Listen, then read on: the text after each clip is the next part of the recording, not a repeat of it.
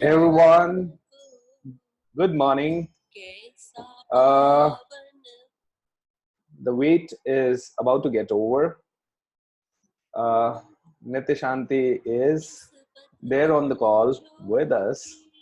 So, everyone, please welcome Nithya Shanti. Nithya, I'm just going to make you a panelist.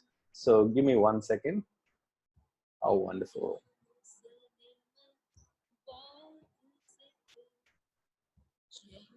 Excellent. Lovely to be here. Thank you, Nithya. Wonderful. Just a moment, everyone. Just a moment. Welcome, Nithya Shanti, and really happy to see you. Thank you so much. Thank you so much.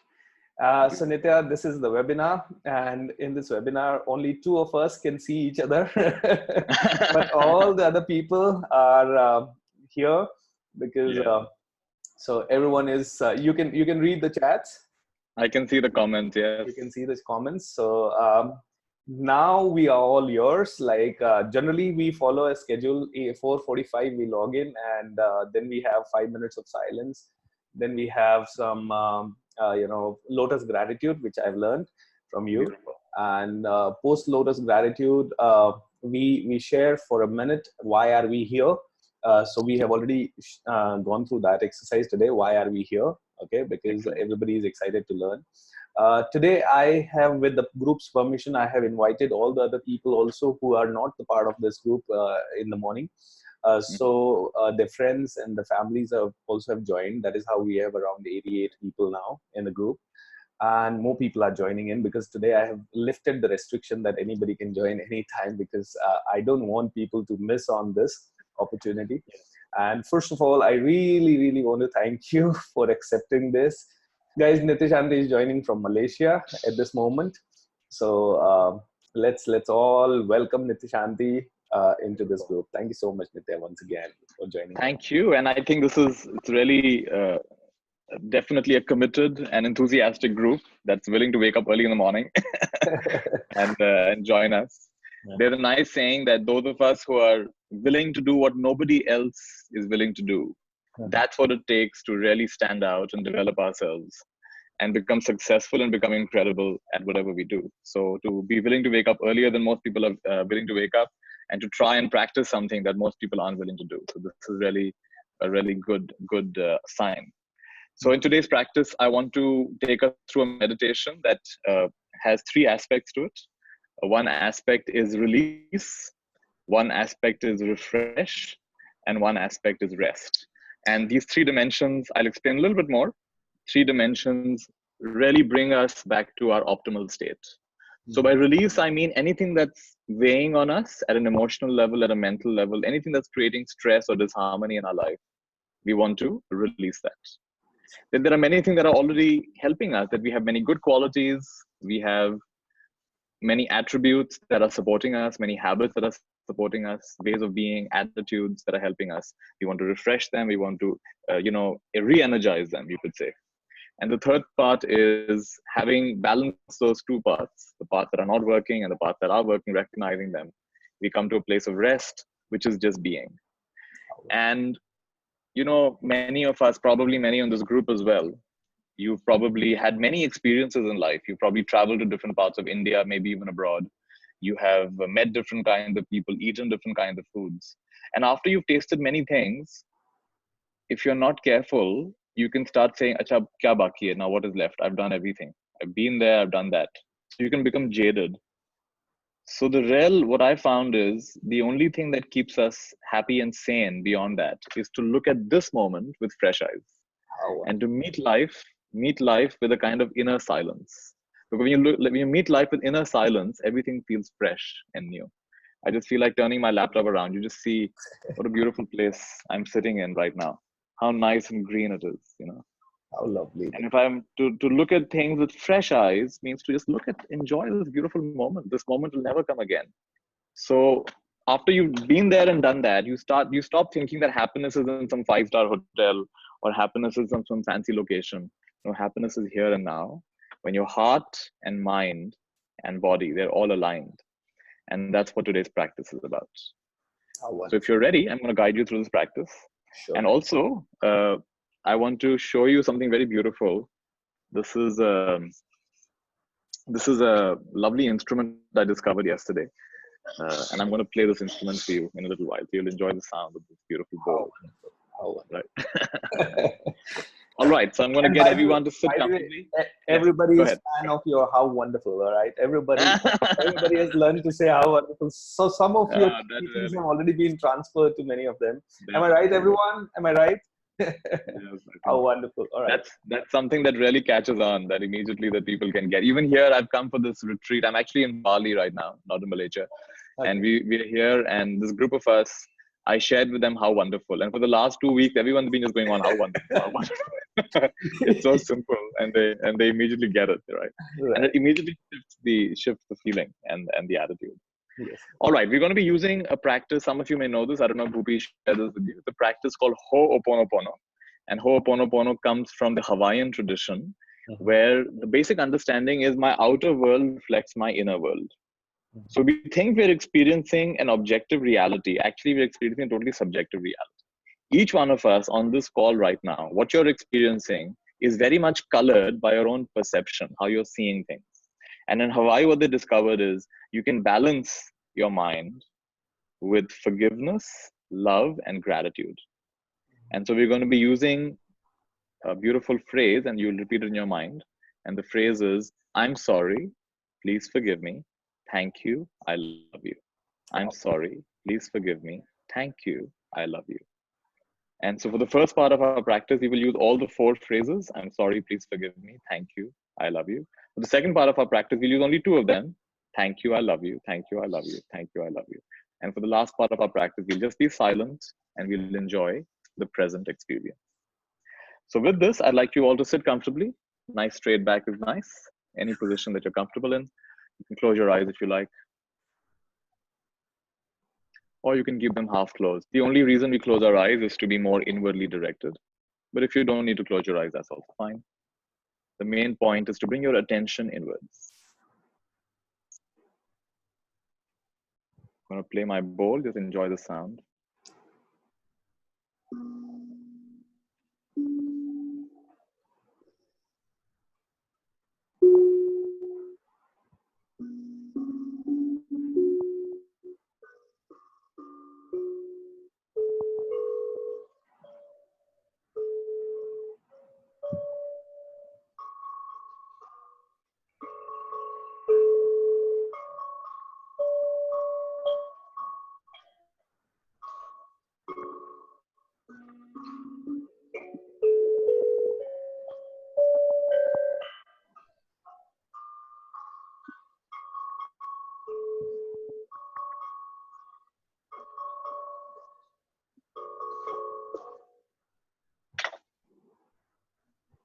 As you take deeper breaths, allow any stress, any tension, any tiredness at any level of your body or mind to just escape through the soles of your feet. Few deeper, more refreshing breaths. If you want to tighten your shoulders and drop them, if that helps you, then you can do that. Because sometimes we have unconscious tiredness in our shoulders. And relax. Any other part of the body you want to tighten and release. This is a very simple practice of tightening and releasing, which just relaxes every part of our body. So a few breaths, releasing any tension, any tiredness. And now make an inner sankalpa, determination, that this is my time. This is a time for an inner journey, an inner experience, inwardly focused time. No outer sound or event is going to deserve my attention for this time.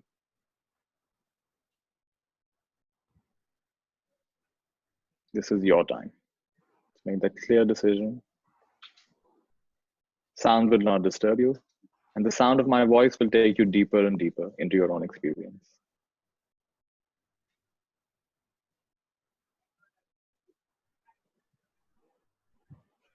And I'd like you to think or feel about anything that's holding you back. Could be a habit, could be a way of thinking, It could be a situation in your life, anything that's holding you back. And we'll go systematically. So just think of one thing to begin with. I'll give you about 20 seconds. Focus on that one thing.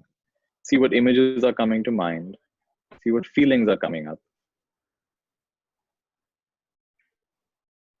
When you focus on this thing that's weighing you down or holding you back, notice how you feel.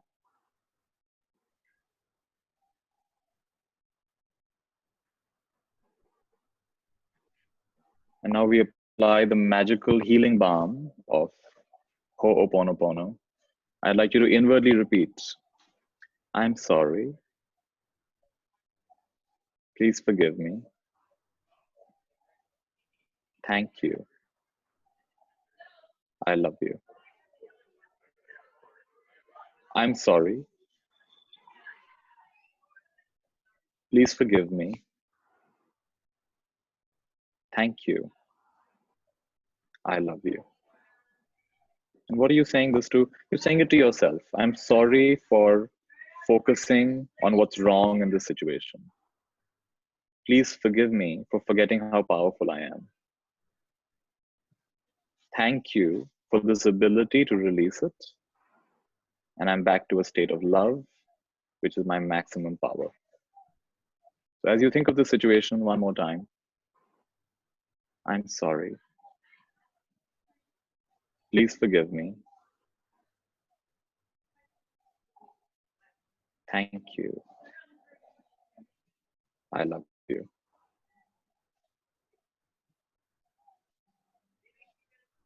And you can continue with the same situation for a little longer if you like.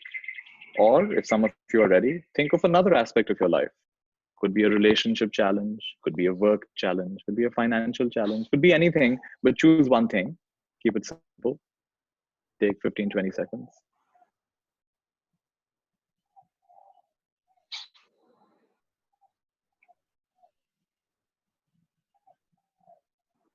Like, for example, someone's upset at their inability to be decisive. They're not able to take strong action in their life. So then work on that. Someone tends to postpone and procrastinate. Then work on that. Someone tends to be impatient and restless. Then work on that. But choose one thing. Once you've chosen it, notice how it feels. And it's all right to feel unpleasant. It's all right to notice it. Feeling what you're feeling is healing. So feel those feelings. Feel the contraction of your energy. And again, I'm sorry. Please forgive me.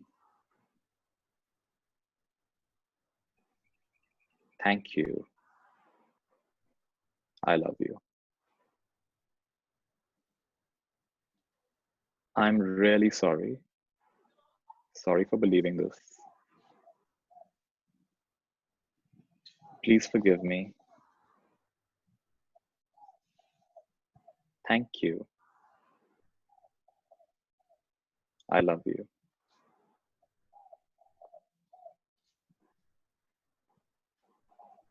I'm sorry.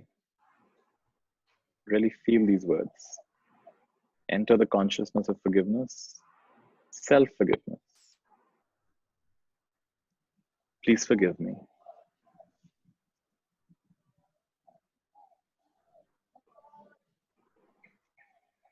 Thank you. There's always something to be thankful for. It's teaching you something. There's an opportunity here. I love you.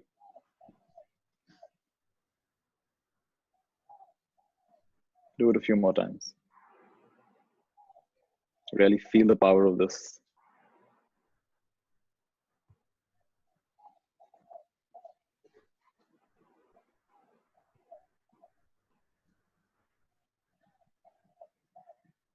In the beginning, they may just be words, but as you go along, you'll definitely begin to feel the power of Ho'oponopono.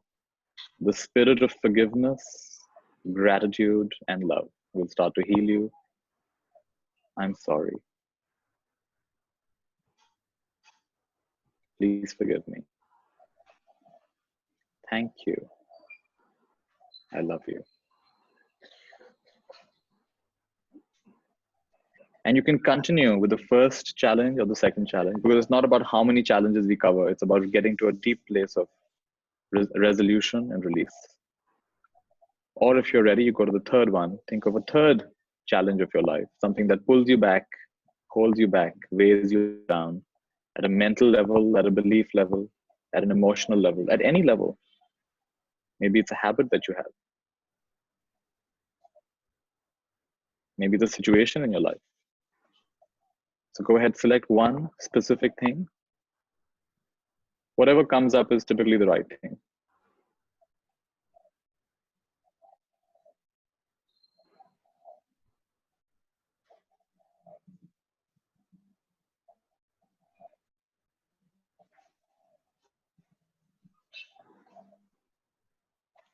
If nothing specific is coming, then just trust the healing will happen anyway.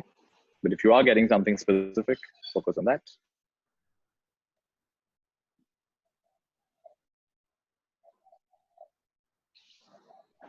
And again, I'm sorry. I'm sorry for believing this. I'm sorry for focusing on this. Please forgive me. Forgive me for not living up to my highest intuition, my innermost guidance.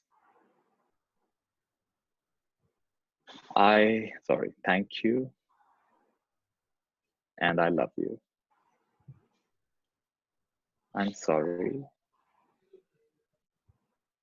Please forgive me. Thank you. I love you. And keep repeating it in your heart, in your mind. Really feel the power of these words. They're more than words.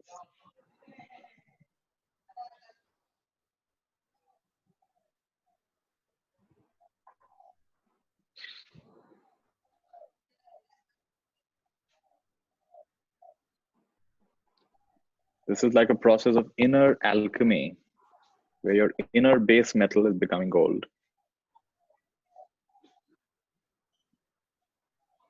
It's really important to meet ourselves like this, to face our own shadows, face the parts of ourselves we're not comfortable with. And instead of pushing them away, avoiding them, projecting them on others, or making excuses about them, we just face them. Yes, this is there. I'm sorry. Please forgive me. Thank you. I love you. It could be directed towards yourself. It could be directed towards somebody else in your life. It could even be directed towards what you believe in to be the ultimate God or creator or the highest intelligence of life. It doesn't matter where you're directing it. It's going to work anyway. I'm sorry. Please forgive me. Thank you. I love you.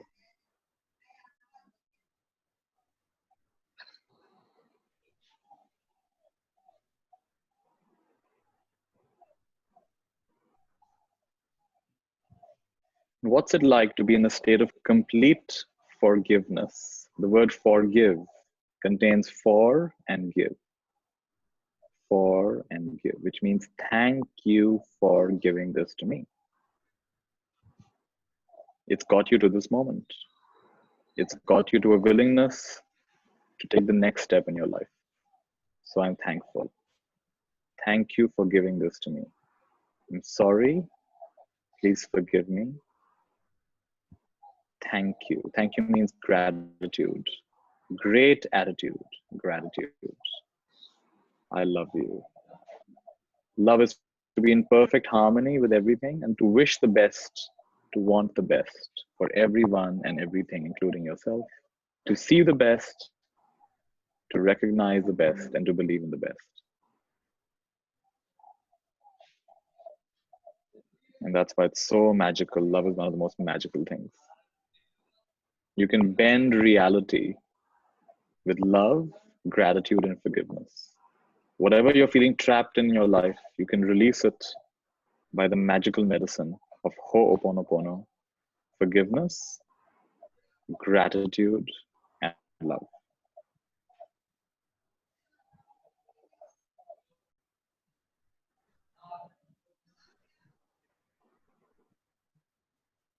And we gently transition to the second part of our practice. The first part was about releasing. The second part is about refreshing. So this is where we remind ourselves of all our strengths, of all that's working for us, all that's helping us. We all have many attributes, which are beautiful things, beautiful gifts that we've cultivated. Healthy habits, healthy attitudes, core strengths. So tune in to one such core strength. Maybe you're a very helpful person.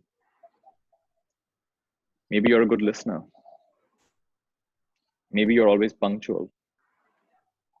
When you make a commitment, you keep your commitment. We all have different kinds of attributes. Someone's very generous. Some in money, some in time, some with sharing their knowledge, like Bhupi is sharing his knowledge every morning. So discover one such quality of yours that you really like about yourself. You find is very good quality. Keep it simple, choose one thing.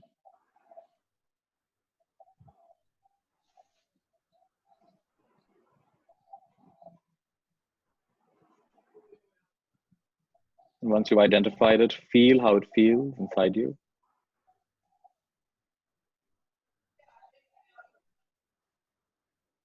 And thank you. I love you. Thank you. I love you. What you appreciate will appreciate.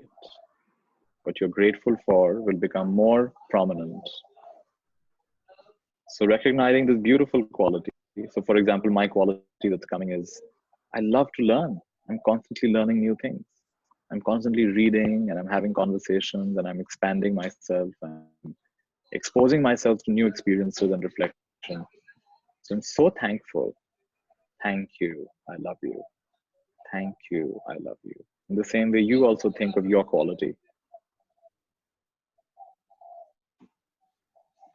And really breathe this in, really integrate it into your being. Recognize the super quality of yours, the strength of yours. Let's think of another one.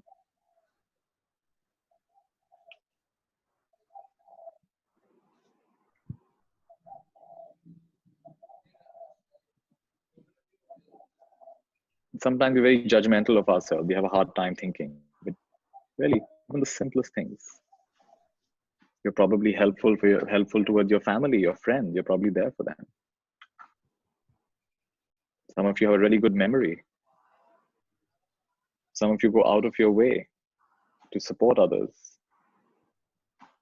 Some of you have learned to say no, which is also a super quality, not to get drawn into everybody else's needs, respecting your own needs and boundaries. That's also a good quality. Think of one such quality, really feel it, isolate it, identify it.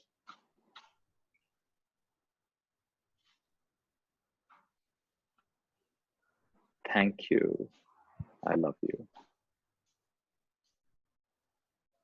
Thank you. I love you. Thank you. I love you. I'm recognizing my quality to remember lots of stories, lots of jokes, lots of anecdotes, lots of examples.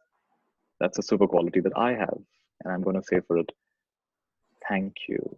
I love you. And by thanking it and loving it, it only gets stronger and stronger. In the same way, each one of us will identify a strength that we have, a superpower that we have.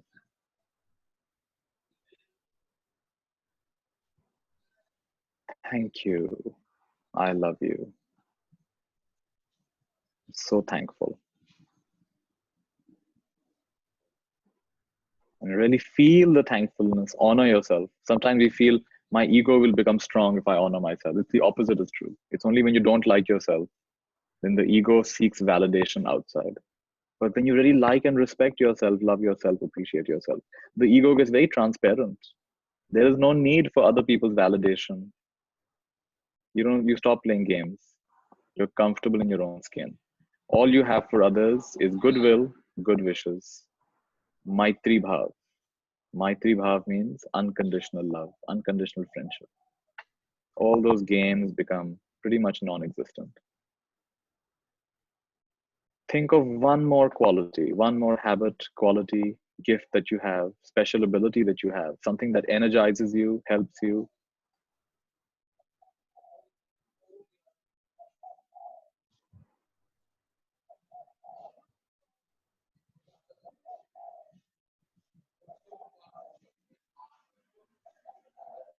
And if you're struggling to find something, it means that you need to give this more attention. Maybe make a list today, set aside some time, make a list of your super qualities. We should all have at least 10, if not more, recognized super qualities, our superpowers. Minimum of 10. Think of something maybe your friends have said about you, which you have not fully. Sometimes we say, oh, I'm not like that. But your friends have said that about you. They see it in you. You may not have seen it in yourself. And once you identify something, feel it, tune into it, isolate it, identify it. What does it look like? What does it feel like?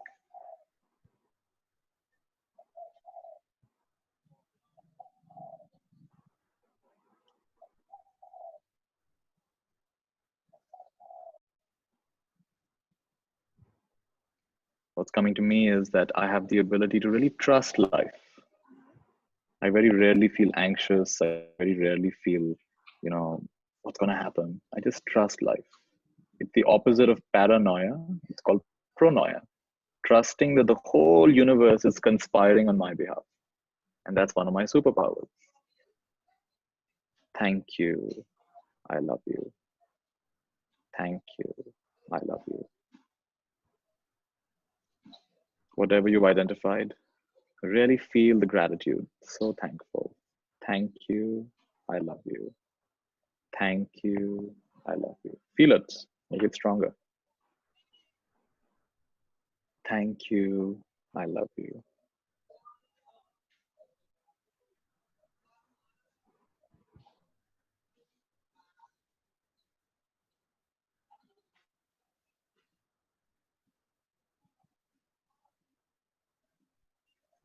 And we gently, naturally transition to the third part of our practice, which is rest. And rest means exactly that, rest. Much of our life goes in becoming. I want to become better at this, become better at that, achieve this, become that. But if you only keep achieving and becoming, then when will you ever enjoy your achievements? You reach one goal, you're already ready for the next goal. You haven't even enjoyed where you reached. I once took a group to Bhutan, and after a long drive, we reached a beautiful place where there were a lot of mountains, and it was so peaceful there. People got out of the car, they began taking photographs, they took selfies and photographs. And then they decided to go to the restaurant. And I called everybody to, hey, we were so busy taking photographs, we never even appreciated the place. So I invited everybody back and we sat there in silence for 10 minutes. That's an example of working so hard to get somewhere and then not even enjoying it. It's taken you your whole life to be here now. It's taken me my whole life to be here now. This is a special moment. This moment will never come again. This moment doesn't have to be spent planning the next moment. This moment is complete in itself. So I'd like you to recognize this moment just the way it is. What are you feeling right now? What are you sensing right now? What's unique about this moment?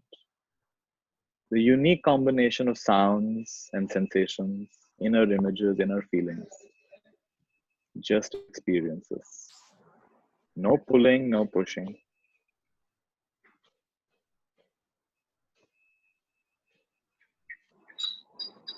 Experience this moment with openness, transparency, non-resistance, non-attachment.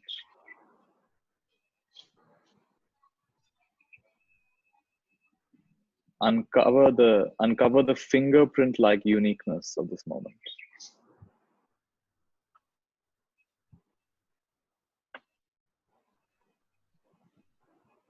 And rest. Rest means stop becoming, just be.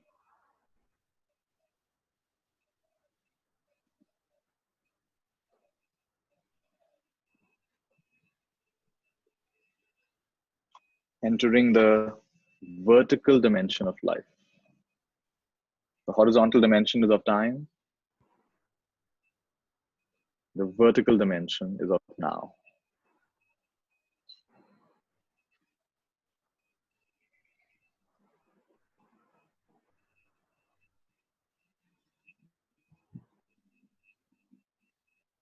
One of the most powerful questions that gets us into the now. Who am I? Who am I? Behind this body, behind this mind, behind these experiences, behind the story of my life, behind all these qualities I find unhelpful and the qualities I do find helpful. Who am I? Don't search for an answer. Relax into that mystery. Who am I? What is this?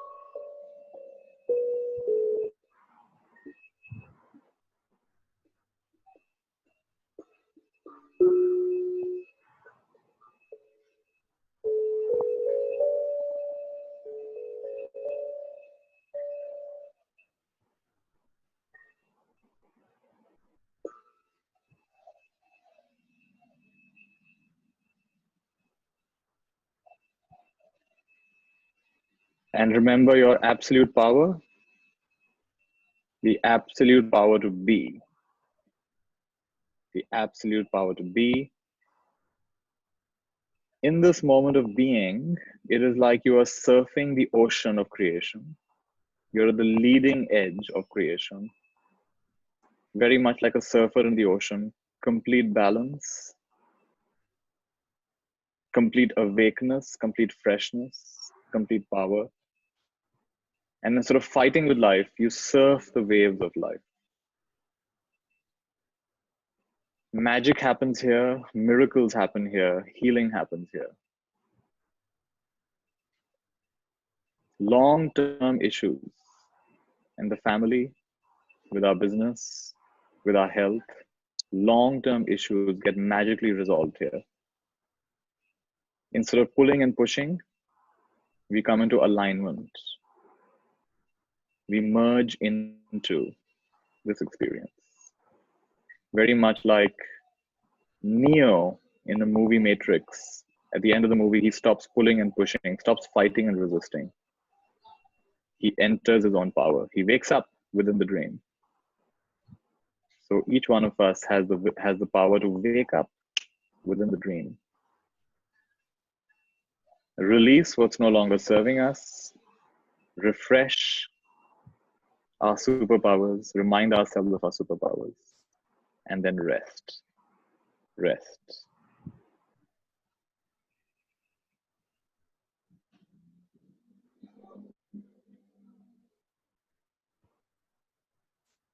So as you go through today, Keep this Ho'oponopono mantra in mind. I'm sorry. Please forgive me. Thank you. I love you. I've had so many people practice this, and it's led to beautiful shifts in their life, almost magical shifts in their life, because the outer world reflects the inner world. When your inner world is full of preferences and attachments and resistance and judgment, guess what? Your outer world reflects that. And when your inner world is full of forgiveness and love and gratitude and all the other helpful, powerful qualities, your outer world becomes like heaven, because you stop fighting with it. You stop fighting with your own reflections. And acknowledging, waking up, honoring your own strengths, honoring your own superpowers. Each one of us has been given superpowers. We need to recognize it. Each one of us is an emissary of the infinite. We're an ambassador of the infinite. We are secret agents of God. To recognize that, each one of us actually is an avatar. But to recognize that makes you a Maha-avatar. So today, don't just be an avatar, you're already an avatar. Be a Maha-avatar, which means recognize your power, recognize what you're really here for, wake up to your true nature. Life is a game, let's play it. Life is a game, let's play it. And with this, I'd like you all to take 3 deep breaths. First deep breath. And release. Second is even deeper, really refresh yourself. And release. And third is extra deep, maximum capacity breath.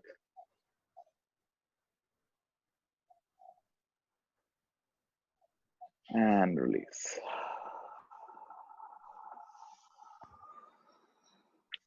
And I'd like you to rub your palms together, make them nice and warm. Rub your palms together, nice and warm, nice and warm, nice and warm. Bring them over your eyes.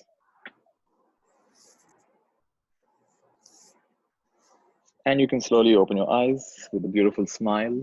Wonderful, wonderful, wonderful. Beautiful, everybody. Well done. All right, Bhupi, back to you.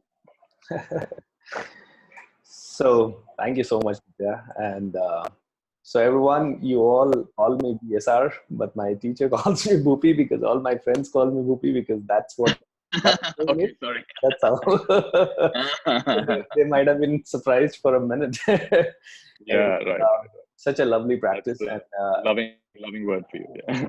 Excellent, yeah. So everyone, how are you feeling? All right, I can already see. Fantastic, wonderful. Thank you. Great experience. How wonderful. How wonderful. How wonderful. How wonderful. So Nithya, I really want to ask you a few questions, and one of the questions which I want to ask you is, one of the group members, Francis, his father around 15 days ago, without any intimation, he's around 70 years, without any intimation. Maybe he was just a little disturbed because he had a continuous feeling that I'm not doing anything, and I'm probably not utilizing my life well. So he just vanished from the house. I mean, he left the house without taking anything from the house, and it's been around 15 days. He has not returned. So I want to ask you this question on behalf of everybody, like why life or God offers us such kind of situations in our life, and how do we actually get that courage to deal with such kind of situations? Yeah. This is definitely, it's a very challenging situation, because worse than anything is not knowing, and your mind starts playing games.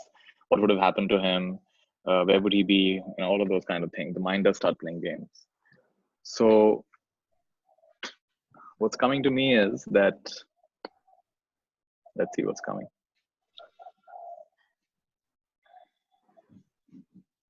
So there is what's out of our control, and there's what's in our control, right? So what's out of our control is, where is he? We don't know where he is. We are doing whatever we can. We've told our friends. Chances are they've told the police. Chances are they've done whatever they could do. Now, beyond that, your worry is not really going to help. It's not going to create any magic. So instead of that, why not? I have seen the power of just sitting calmly, and just like what we've done today, sitting calmly and radiating powerful, loving wishes, surrounding him with love and with light, surrounding with love and with light. There's a nice mantra, divine guard, divine guard. These are actually switch words. And you can use it for all kinds of things, but in this situation, you can certainly use it. Whenever you have a loved one or even a thing that you think is in danger or you think is not protected, use the divine guard. I use it in a very simple way. Sometimes I have left my car and I remember, hey, I didn't lock my car. And in my car are some valuables. I've got my laptop, I've got other things. I can get, oh my goodness, my car's far away. I'll not be able to get back in time. What if someone steals? No, divine guard, divine guard. And I continue with whatever I'm doing. I'm not even in a hurry. Divine guard. My car is surrounded by love and light. And it is always fine. There's no problem. So we're using the power of Sankalp Shakti, right? So in that situation, what is in your power is how you're using your mind. You've already done all the practical stuff. You probably told people, you've told the police, you've told your friends, you probably told social media. You've done everything you could in that situation. And now inwardly just send loving blessings. And let us remember that this may seem like a highly unusual and terrible thing, but actually there's a tradition of this in India. In India, we go through these phases of brahmacharya, grihast, vanaprastha, and sannyas. So it was very normal for people to actually leave home and go away. Of course, probably not completely without telling anybody. That is perhaps unprecedented. But it is not unusual in our country to feel disenchanted with life and say, okay, now enough. I've done enough. I've learned enough. I've done enough for my responsibilities. I've helped my kids get settled. And now it's time for a different phase in my life. So I would just offer a different lens and say, maybe this is his time. He's done all the other things and he's been called to explore his life in another way. This can give us a different frame of reference. This is not altogether new in our country. In our country, this has happened for thousands of years. People that have some point left their family and they've gone to explore their own path. So what can we do instead of worrying about it? Worrying is not going to help anything. We send strong, loving wishes. You can sit together as a family. You can do some prayer. You can do some omkar together, chanting om together, or doing some other bhajan together, some other kirtan together. And then just sit quietly and radiate loving wishes. Wherever you are, dear Father, when you have peace of mind, when you have clarity of heart, let us know where you are. And even if you want to go and do your own thing, at least let us know where you are. So we are at peace, right? And send him loving wishes like that. Oh, wonderful. Similar, I have a friend who's, this Malaysian flight that vanished. What is it? MH370 or something. It was one of those flights. Few years back, the flight just vanished, and nobody knows till today. Nobody really knows where the flight went. And his wife was on that flight. Now imagine what it is like. Now, is she alive? Is she dead? What happened? So there's no closure. At least if the plane is crashed, the person is dead. But there's no closure. So it's a very, very difficult thing to go through. So what can we do? We can just balance our mind in this way. We can just send loving wishes, run everything we can practically. And this is so use divine guard, and we can use it for simple things as well. Like many people worry about their children. Their children have gone to play somewhere. They worry what's going to happen. What if someone abducts my child? No, divine guard. So chances are they're going to be fine. So use the power of switch words, and you can go online. There are many wonderful switch words like this. Oh, it's very powerful too that I share with people. Wonderful. How lovely. Great. And one more thing, Nithya, I just want you to enlighten us with, like, is there law of attraction? Does it really work? If it works, then why, many people are wishing to have a lot of money, a lot of success, and in spite of that, they are not getting it. And then whole life they are trying for it and striving for it and still not coming to it. And then they lose the belief in these kind of teachings and faiths. And then they feel that, all these things does not work. Whatever Nithya Shanti is saying does not work. Whatever Bhupendra is saying is not working. Because, life is now, whatever my relative is saying and fighting for, and money and this, all those things are realities, but this is the only life which I need to fight for. So, so like just now you shared power of intention, and once the intention is there, it is going to be like one of the sentences which I liked in the meditation is that say it, believe it. Even if you don't believe it, it is anyways going to happen. Why? Because when you are saying something, it is going somewhere, and whatever cause we have had, this is going to have an effect, right? So can you just enlighten us on that as to why people, in spite of wishing does not happen, but for some people it happens, right? That's what I really want to ask. I hope you got my... One of the things that in my spiritual journey, one of the very powerful insights which came to me is every prayer is answered. Every prayer is answered. This is what it came to me so clear, like it was like daylight. Every prayer is answered. but not always the way you expect it to be answered. Very true. So a very simple example would be, when we were children, we would have asked our mother that we want to have ice cream every day. And your mother will smile and say, well, you'll get it some days. You're not going to get it every day. But we really want to have ice cream every day. We really like ice cream. We want to have ice cream. We want to have pizza every day. We want to have burgers every day.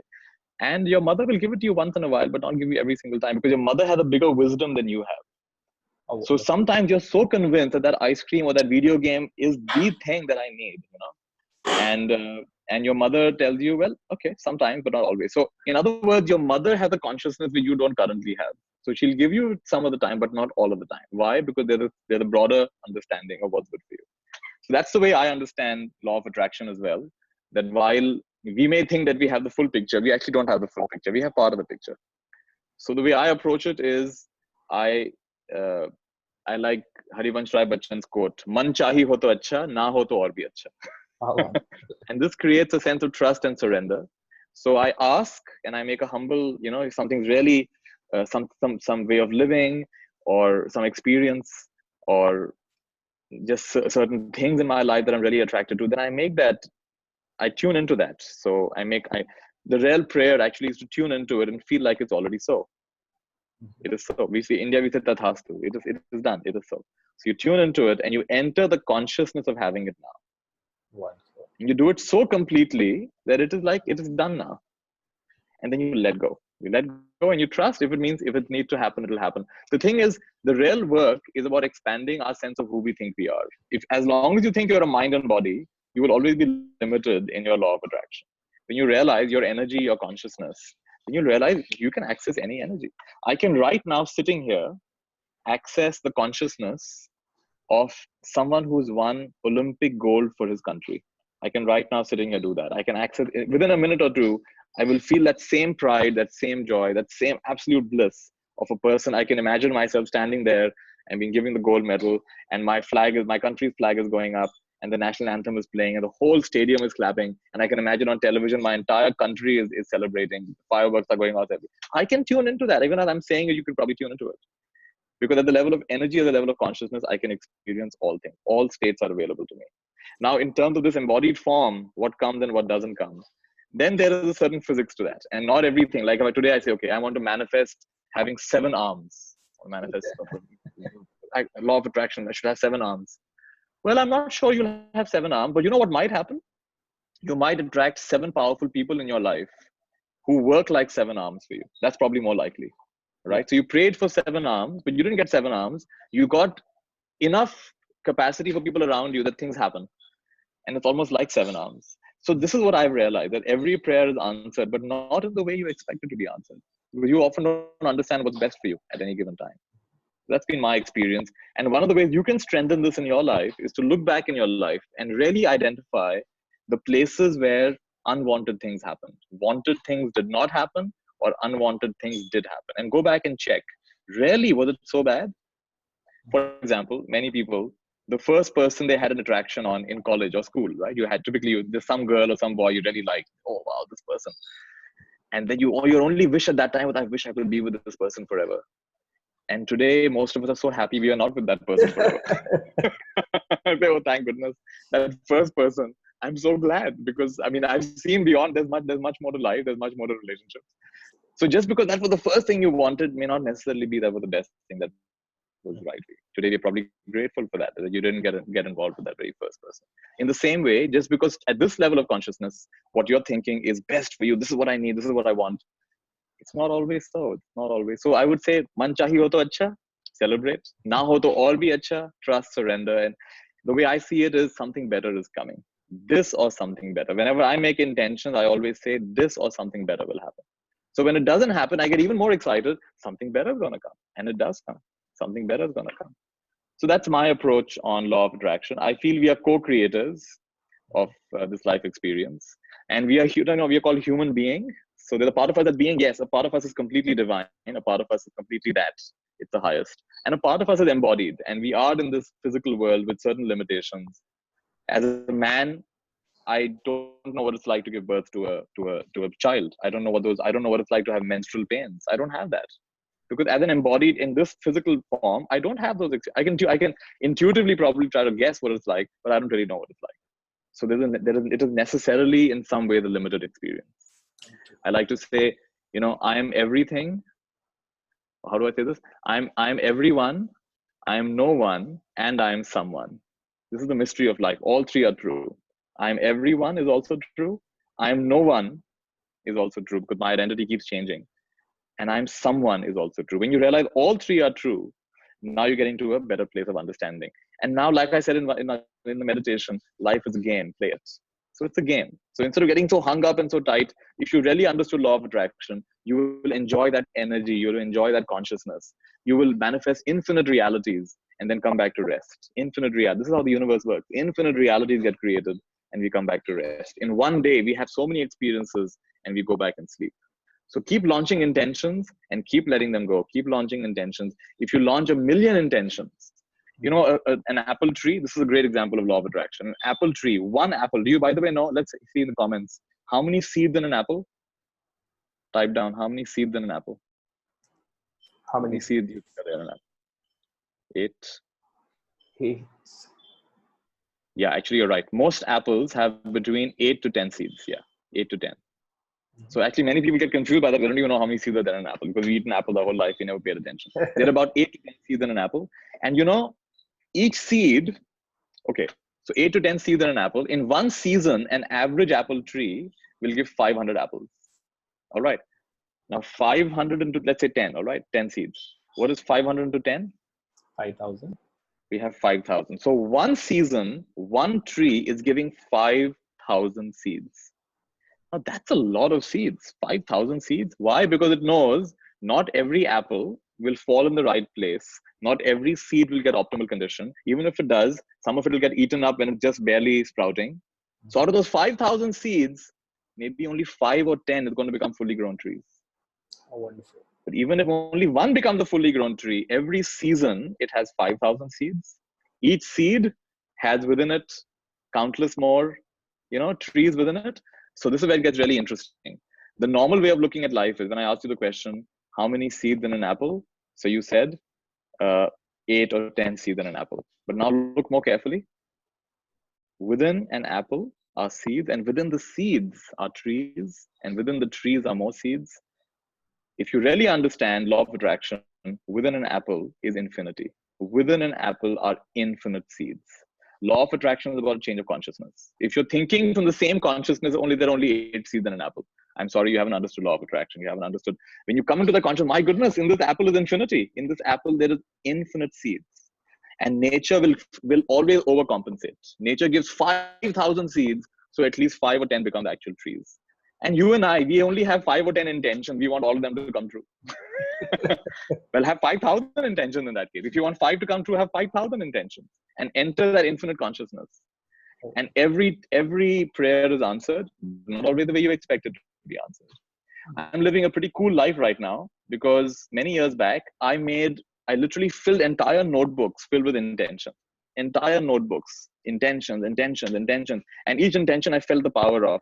And every intention I ask myself, what's blocking me? And I would use a process you might share with the group, EFT, I tap on my acupressure points.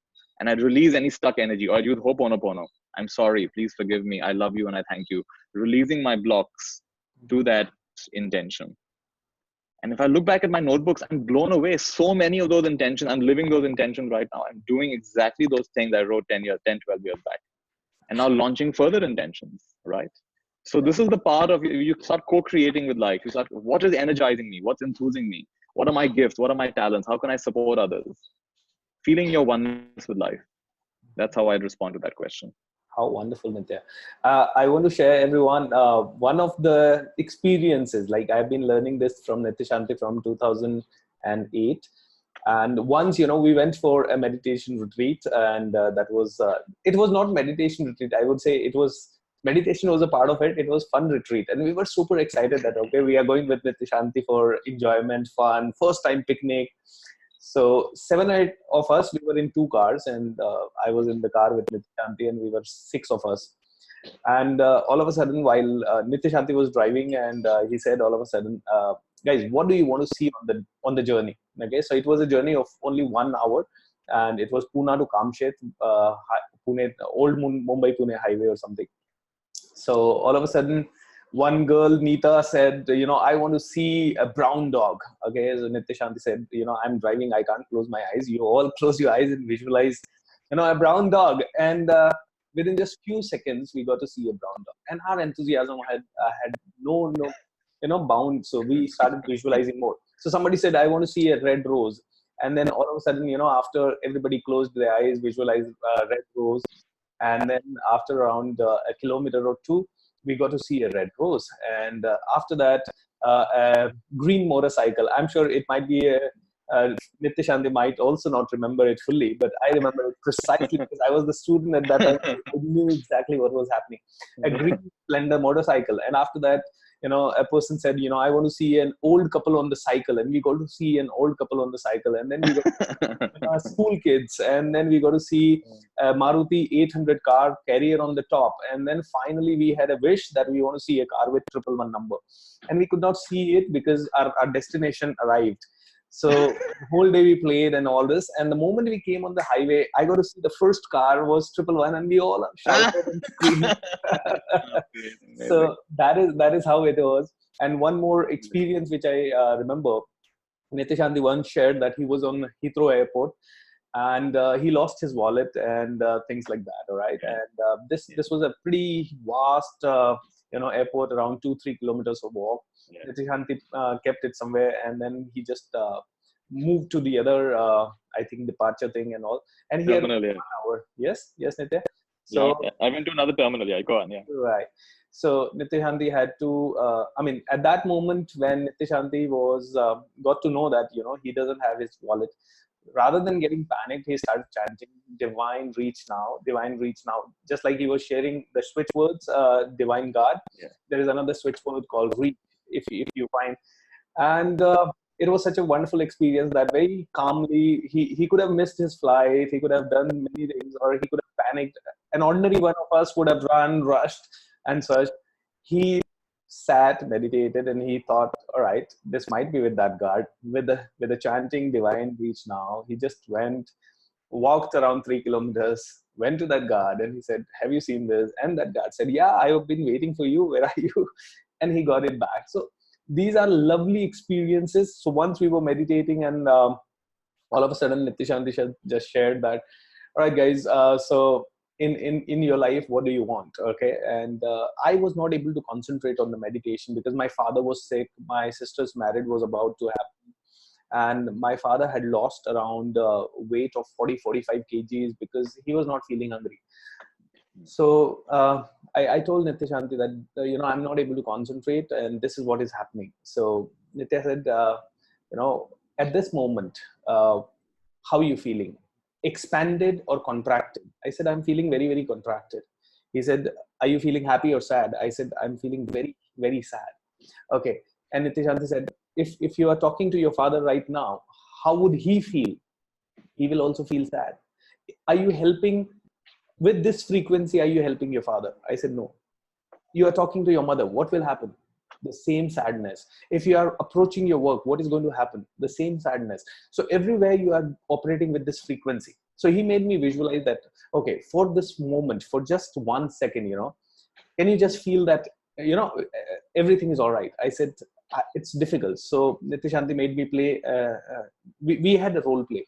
So Nithya Shanti said, okay, Bhupi, just imagine that after 3 months we are meeting and everything is normal. That time my father was not well. That time my financial situation was absolutely incorrect. And he said, okay, just let's have a role play. And we had an amazing role play. He said, okay, he's amazing when it comes to making you laugh. So he said, Bhupi, everything has come true. Okay, your father's health is good. Can you imagine it? I said, yes, I can imagine it. Okay, your newspaper, your articles are coming in the newspaper. And I said, wow, yes, Nithya, I can see my articles coming in the newspaper. My photographs are getting published. And this is happening, that is happening. And you know what? All of a sudden, I felt extreme shift in my physiology and my mentality. And I called my father, and with a lot of energy, I found, I want to tell you a couple of things. After that incident, 15 to 20 days later, everything became normal. My father's health dramatically started becoming better. Newspaper, my first newspaper article came, and now many of you know that many of newspaper news and coverages are coming up. Like how these seeds are manifested, you and I cannot understand. All right, and in what a sense? Okay, so that is why if worse things are happening with any one of us, we just need to really have a greatest of the consciousness. Nithya Shanti, we want to know a little bit about your journey as a monkhood. What inspired you to be a monk? What inspired you to actually decide at that early age of 16 years or 18 years, whatever was the age? I'm not sure when you exactly. I think you left after XLRI, your MBA, right? Yeah. So what gave you so much of clarity at such an early age, wherein at that age the person is not able to decide which subject he needs to take or which stream does he need to go to?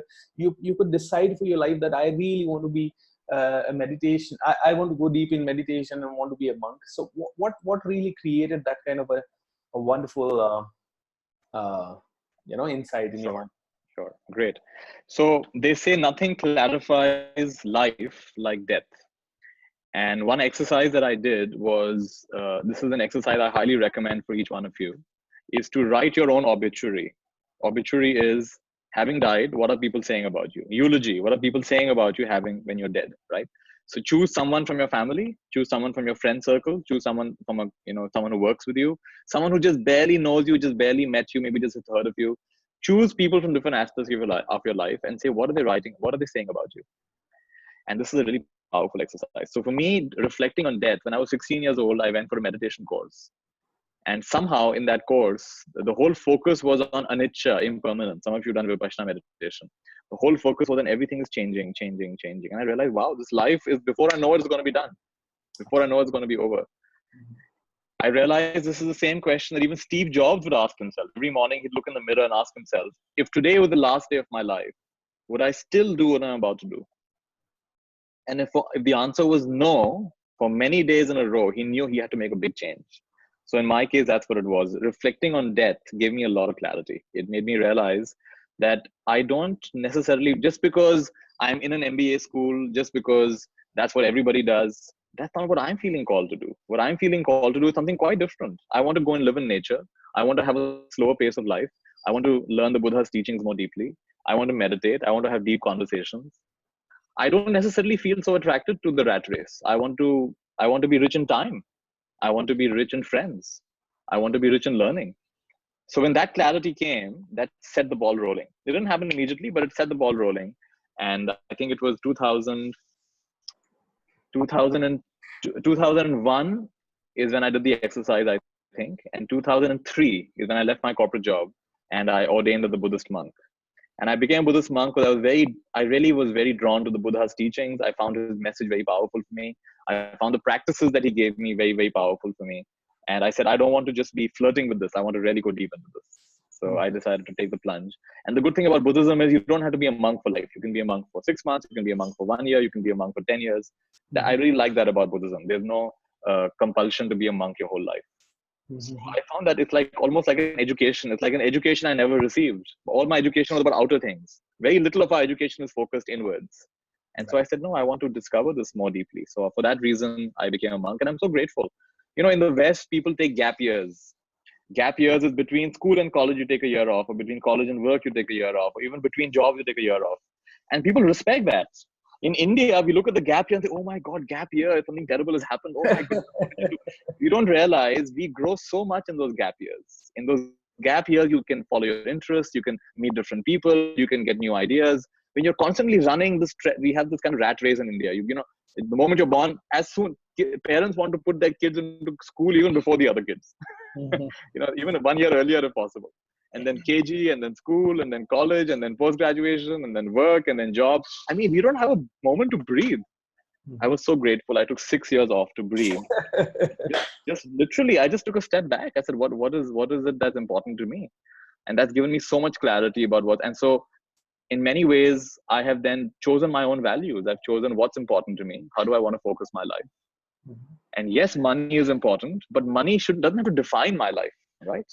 I can do what I love. I can find a way They say the luckiest people in the world are those who do what they love and they get paid for it.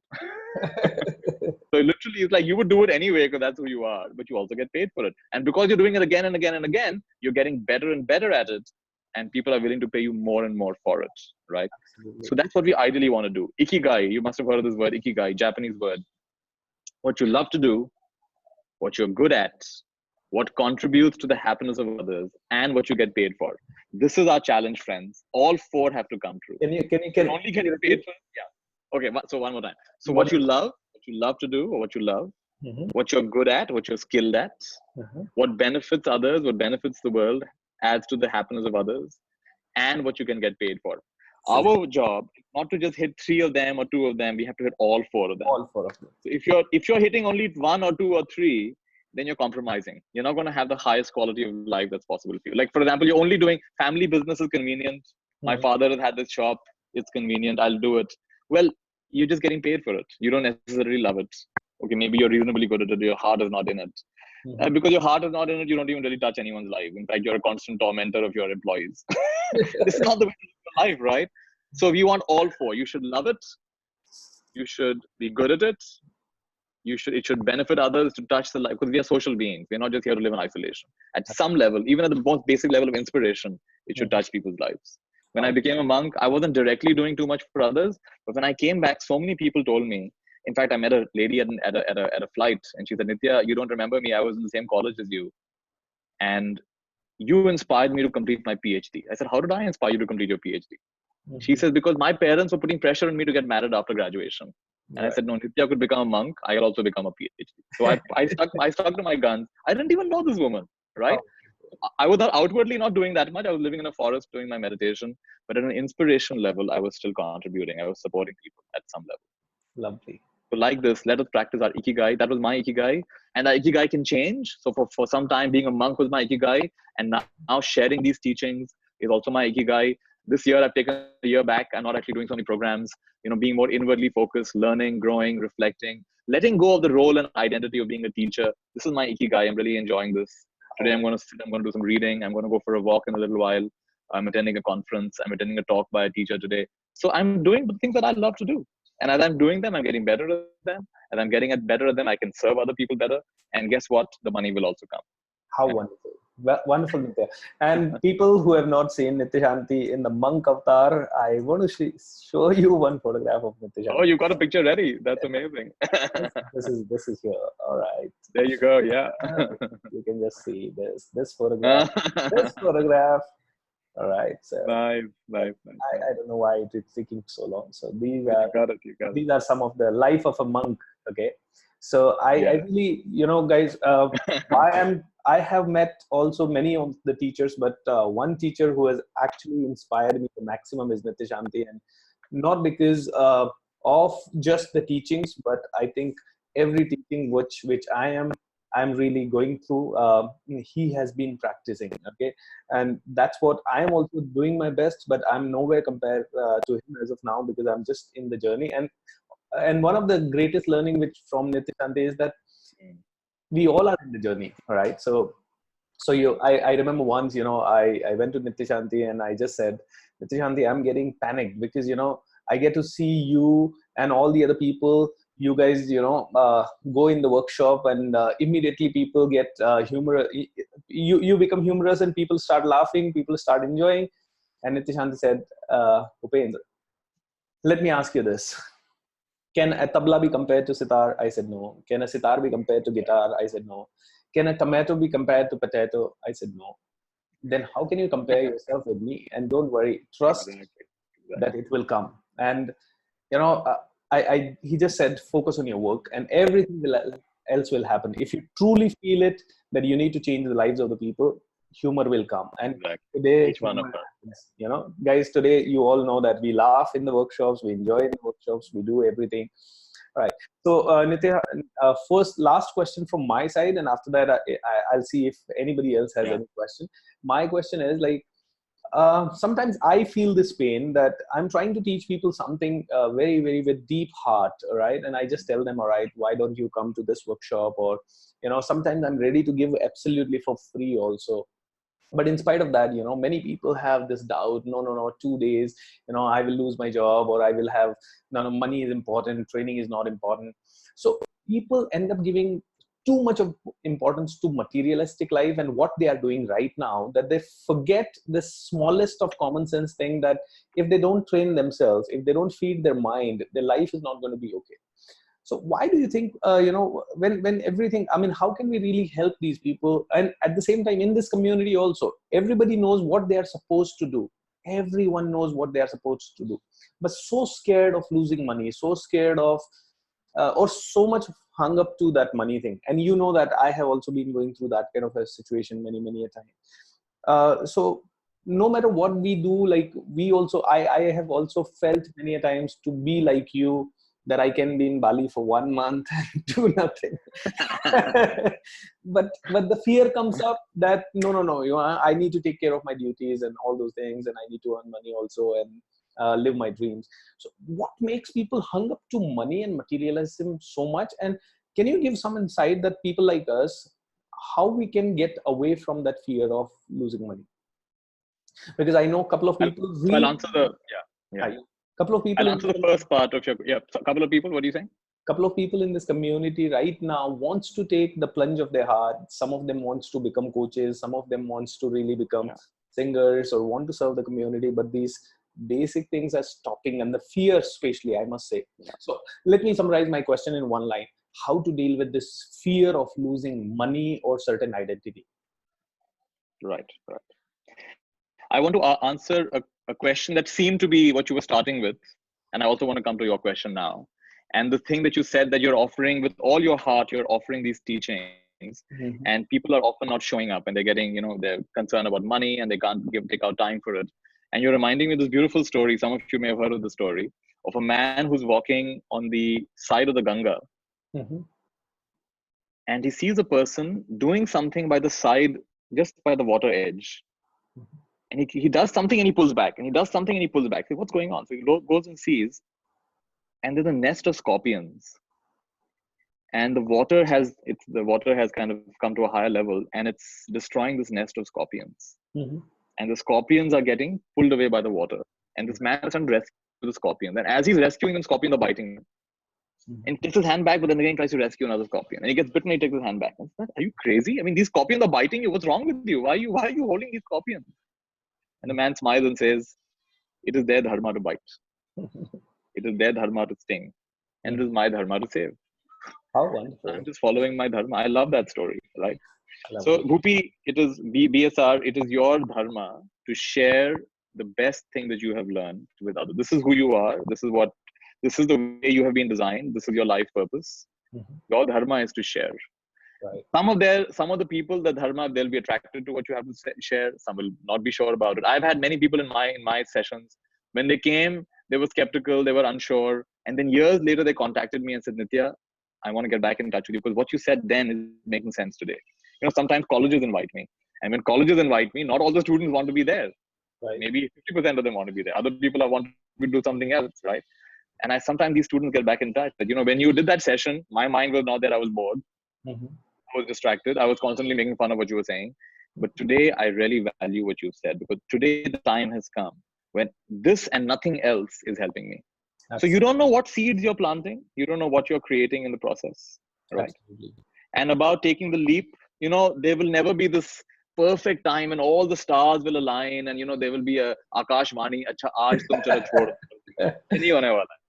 You will always have to take a bit of a leap, and you will feel, but you know what? It's a process. So what's going to happen is small things like, waking up at 5 o'clock in the morning and attending this call, reading an inspiring book instead of watching Netflix, going for a 1 hour talk, going for a session, registering for something, attending an online webinar, little by little, by doing these things, what's happening? Your identity is changing. Who you think you are is changing.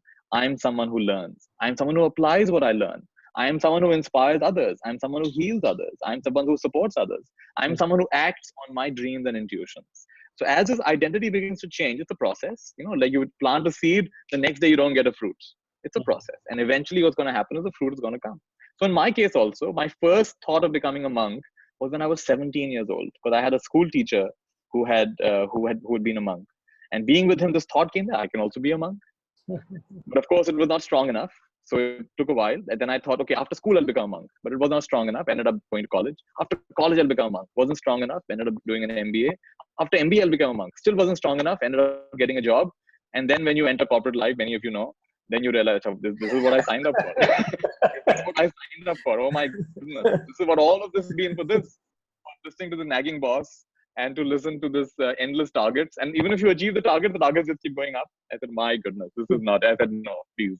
And that's when it really became strong. And you know what? I'll tell you exactly what happened. I was invited for dinner by my mother's friend who lived in Bangalore. His name is Hiru Advani. And he's retired now, but those days he was one of the top level headhunters.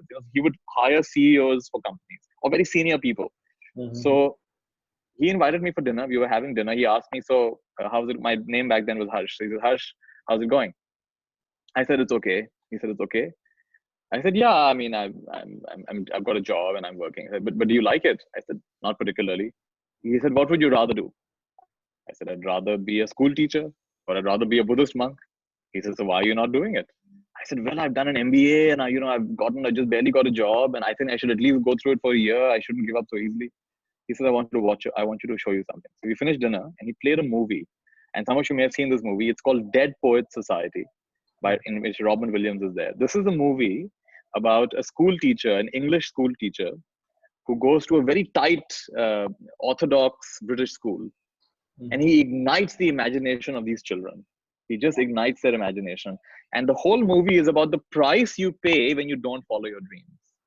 The immense price you pay for not following your dream. When I saw that movie, whatever it was, that last, the spark, the gunpowder was there, the spark was remaining. That spark came and hit it. And that was it. I said, abhi nahi karenge to kabhi nahi karenge. So I went that way. Those days we did not have mobile phones. So I went to my office, late at night, went back to my office, and I wrote a long email to my parents describing the fact that I don't feel my future is in the corporate world. I really want to take some time out and I want to focus on my inner world and I want to be a Buddhist monk. And they were totally shocked when they got that email. They didn't even reply to my email for 3 days. Then my mother took a plane and came straight to Bangalore and said, what's wrong with you? If you don't like your job, take another job. But that is so in my case, it was all of these little decisions, meditating, reading, attending workshops, and my identity began to change. I said, no, I'm not just anybody. I'm someone who values my inner journey. I'm someone who acts on my intuition. The movie's name is Dead Poets Society, in which Robin Williams is there. So look it up. It's a really fantastic movie. So that's broadly my journey. So I would say, yes, they will. And if that, and don't deny it. If you have fear right now, if you have uncertainty right now, today we've learned the process. I'm sorry. Please forgive me. I love you and thank you. And then your superpowers, thank you. I love you. And then just rest. And we've learned a very powerful process today. Apply this process for the current fears, the current hang-ups, the current anxieties you have. As you start maturing, you will not be so caught up in them anymore. You will trust life more. Like, I have a book which we are reading, Nithya, these days, which is about Robin Sharma. And one of the rituals in this entire process is reading a book. So there is a chapter which is exactly resonating with what you are saying. You find what you seek. Every second you spend thinking about what you don't want in your life, in a second denying focus and energy from getting what you do want.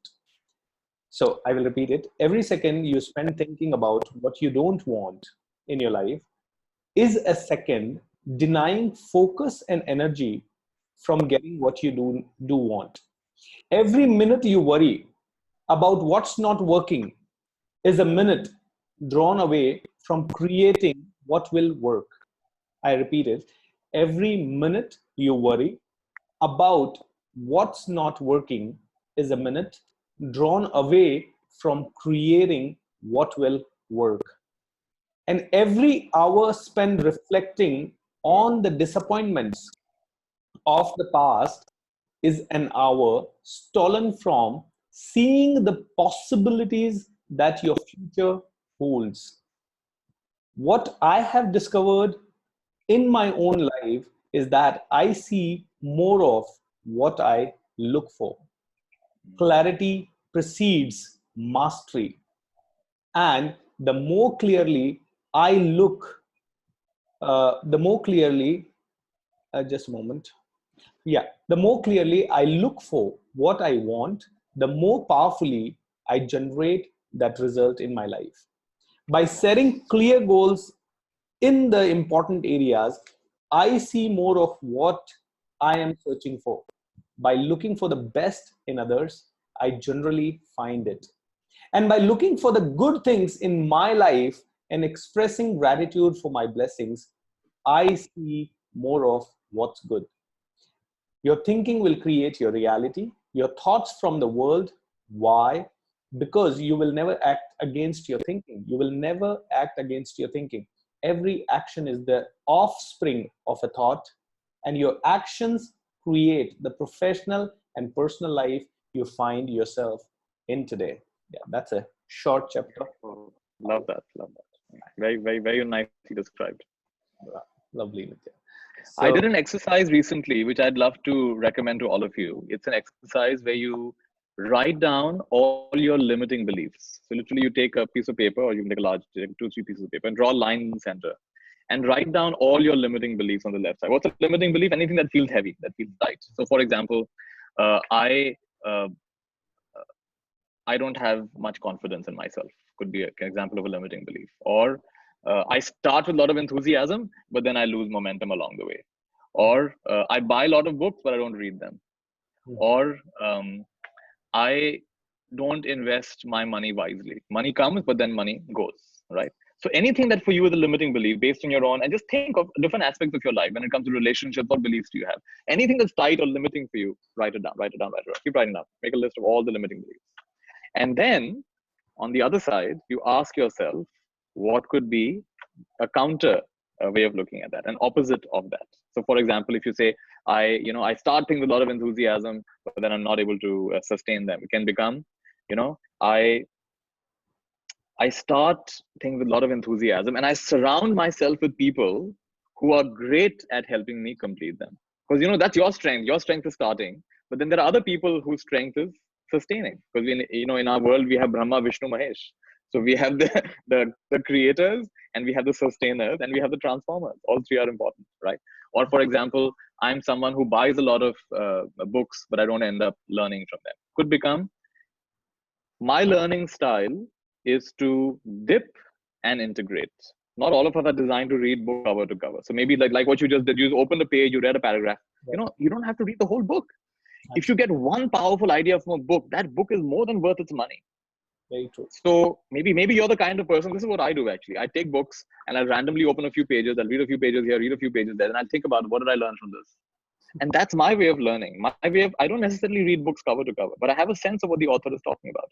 Once in a while, I will read a book cover to cover, right? So my learning style is I learn from many sources and I integrate it. That becomes a higher quality belief than saying I buy a lot, then you feel guilty about, oh, I bought this book, I didn't do it, right?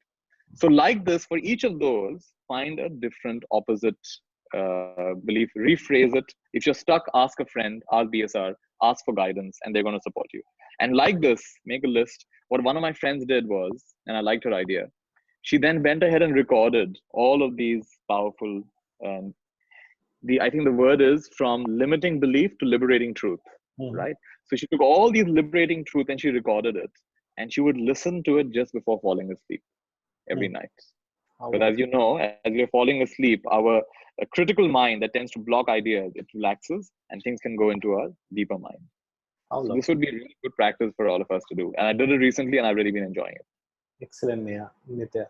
So, Nithya, one of the practices which we follow here is watching a video. So I would like to play one of your videos for each of us. All right. So just, which one do you suggest, or do you want me to play? No, you go ahead. I'm sure you've chosen something nice. All right. I'm just going to. This is a beautiful story, which is the burning house story, right? So, all right. Remember it? It's a long one. Right. So, and then I would like to play one more, which is my favorite. This is also my favorite, but I'm not finding that the other one. So here, go ahead. Here it is for everyone.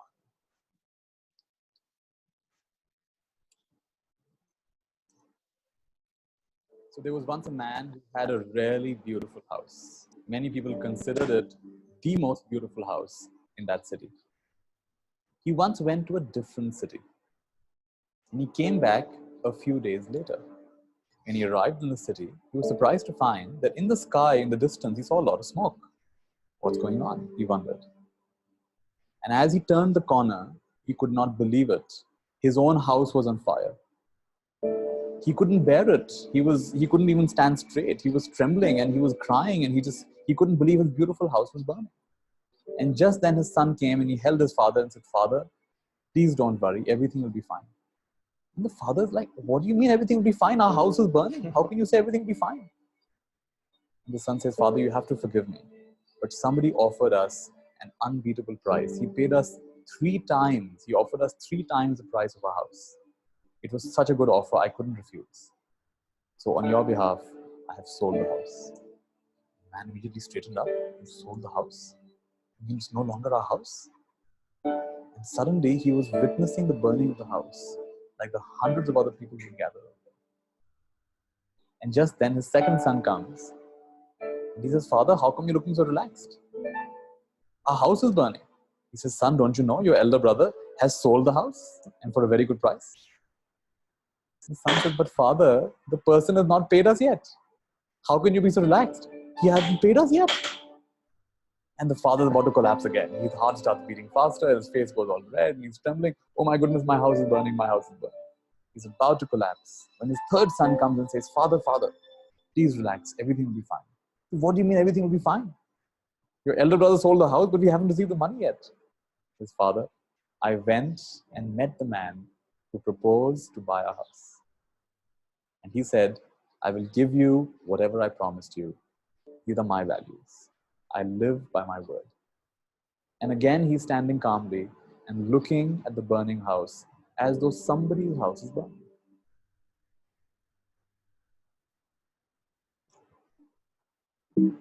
How wonderful. How wonderful. How wonderful. Everyone, please share. What did you learn from this? That's beautiful. By mistake, I have turned off my video. That's And fine.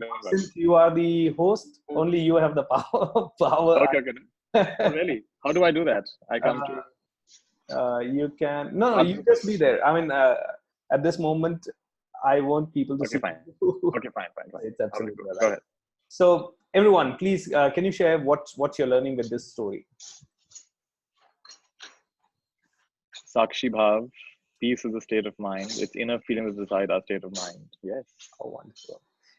Nithya, can you pay the attention on that Sakshi Bhav, Drashta Bhav, Bhokta Bhav? I can share that. Yeah. Yeah, please. Let everybody. This is a story that demonstrates yatha drishti tatha shrishti. Yeah. The way you see it is the way you experience it. When he's seeing his house burning, he's so traumatized. But when someone says the house is sold, he relaxes. And then someone says, "We haven't got the money," then again he gets really traumatized. And then someone says, "You know what? The person is giving money anyway," again he relaxes. So it's not what's happening, it's his thoughts about what is happening that is creating the trouble for him. Mm-hmm. How wonderful. That is what you're asking about Sakshi Bhav and Drashta Bhav, 3 levels of consciousness. Mm-hmm. We have Bhokta Bhav. Bhokta Bhav is I am the experiencer. Bhokta Bhav also comes with Karta Bhav. I am the doer, I am the experiencer. I am the doer, I am the experiencer. Most of us live in this consciousness at this time, right? When we practice things like on this call, we're learning various attitudes, we're learning meditation, we're learning to be more mindful. We come to what's called Drashta Bhav. I am the witness. I am the witness. The game is going on, the play is going on. I'm witnessing it. Witnessing is a place of tremendous power. Right. So from Bhokta Bhav and Karta Bhav to Drashta Bhav, and there's one thing even deeper than Drashta Bhav, Keval Darshan. Keval Darshan. Drashta Bhav is soul consciousness. Keval Darshan is God consciousness. Not only I am witnessing, life is witnessing. So in this moment, life is responding to life. Life meeting life. So our journey is from Bhokta Bhav to Drashta Bhav to Keval Darshan. All the experiences you're having, all the friction you're experiencing in your life is to force you to rise in consciousness. You tried those strategies. What got you here won't get you there. The strategies that got you so far will not take you to the next level. Only a shift in consciousness will take you to the next level. And so that's the deeper meaning of this beautiful story. I would like to play one more video of yours, Nithya. Yeah, go ahead. That's another story which is beautiful one, and this is my favorite one. We've all seen the image of the laughing Buddha. He was actually a real Zen monk who lived in China about 1,000 years ago. And he was famous for being very jovial. And he would wander from place to place. And he carried with him a big sack, carrying all kinds of goodies. He would stop on the wayside and all the children would come running to him. And he'd give from his sack something nice, some little gift, something or the other to all the kids. And they would love it. In a way, he created these kind of playway kindergarten schools wherever he went. And he would tell stories and he would laugh with the kids and he would roll in the mud with them. And there was a Zen scholar who saw this behavior and said, what kind of behavior is this? This is not the way monks are supposed to behave. He's wearing his clothes so loose they'll drop off anytime. He's carrying this big fat bag. What kind of behavior is this? He's most unmonk-like. So this scholar said, people like him are spoiling the true teachings. He decided to confront him. So one day, as this monk was walking down the road, this Zen scholar came in front of him and pulled out a sword and held the sword to him and said, tell me the meaning of Zen. And you know this laughing Buddha, as he was called, always smiling, suddenly stopped smiling. And he released this big bag he was carrying. Loud sound. And then he smiled again. The scholar was still not fully impressed. So he said, how does one realize Zen? And he picked up the bag and put it on his shoulder, turned around and started walking away. The scholar realized he was in the presence of greatness, that he'd made a big mistake. He threw his sword away and went and asked for forgiveness. So in this story, without even saying anything, the monk is conveying some of the deepest lessons. What is the meaning of Zen? Put down the burden. What burdens are we carrying? Mental, emotional, from the past, worrying about the future. If we have picked up those burdens, we can also spontaneously put them down. Right now, put them down. And once you've learned to put it down, you can re-engage, this time not being caught up. You don't run away from your responsibilities. You engage without getting caught up in them. So he picked up the bag again and he began walking. So in this way, this monk who appeared to be very jovial and superficial and just fooling around, turned out to be someone who was deeply wise. And that deep wisdom did not take away his playfulness. So we can be very much connected to ourselves and we can also be very playful. So this is a light-hearted approach to a really wise way of living. The laughing Buddha, the Zen monk, represents that wonderful teaching. Lovely. Thank you. Wonderful. How wonderful. Good. This is my favorite story. And guys, one of the things which I want to share with you is, let's see, I'm talking to you, you are listening to me, but you know, there are a lot of things we are, just like you are going through my courses, I'm going through Nithya Shanti's one course, which is called Rikpa course, and 3 full years, 3 years, 3 months, and 3 days. We are only learning the same things. I know I'm still a kid at mastering these things, but each time we go through this thing, it is a deep reminder, and it puts us into a meditative state for around 15 minutes, 20 minutes, 30 minutes, sometimes for the whole day, sometimes for a whole week. And that's what that is the way to change. Change doesn't happen in just one day. One of the things which I've learned from Nithya Shanti is practice what resonates with you for a longer period of time.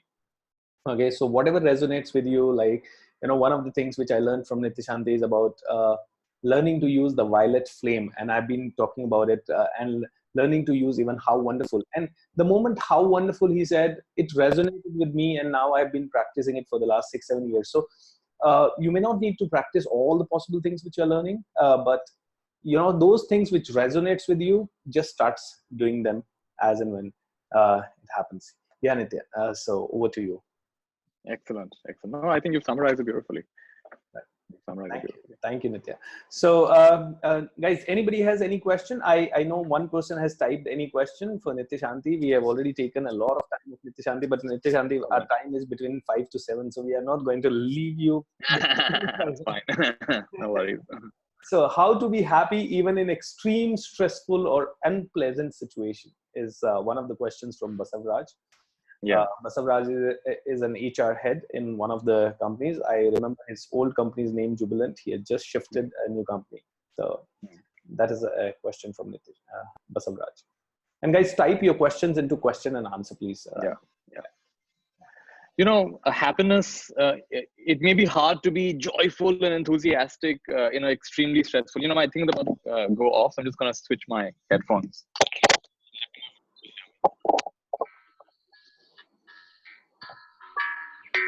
No, Nithya, we cannot hear you. Hello? Nithya, we can't hear you. That was better. Headphone was better. No, we are still not able to hear you. Not able to hear you. Yeah.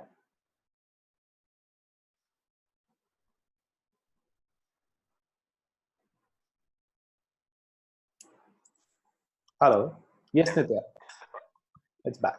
Can you hear me now? Yes, we can. We Okay, can. good. All right. So this question about how to be happy in extremely difficult situations, we have to actually change the definition of happiness a little bit. My understanding of let's start with suffering. Suffering is arguing with reality, fighting with reality. Mm-hmm. When you're arguing with reality, you're fighting with reality. This would be called suffering. The more you argue, resist, fight with, judge reality, the more you suffer, because resistance, you're fighting with universe is supposed to be 13.5 billion years old. Mm-hmm. And you and I are how old? 20, 30, 40, 60 years old.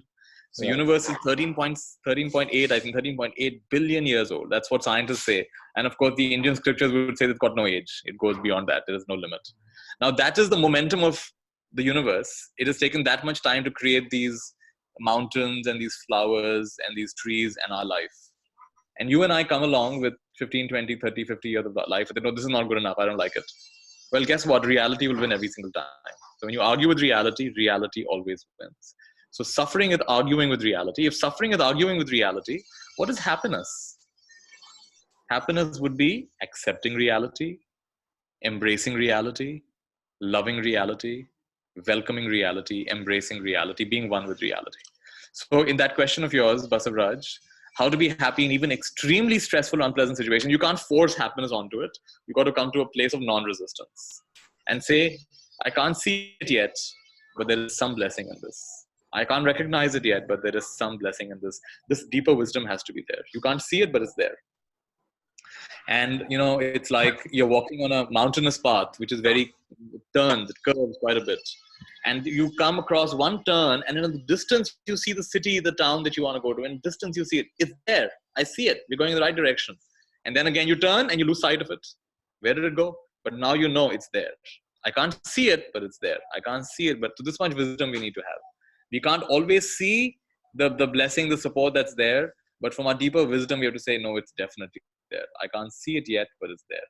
So the basic shift is life is not happening to me. Life is happening for me. For me means what?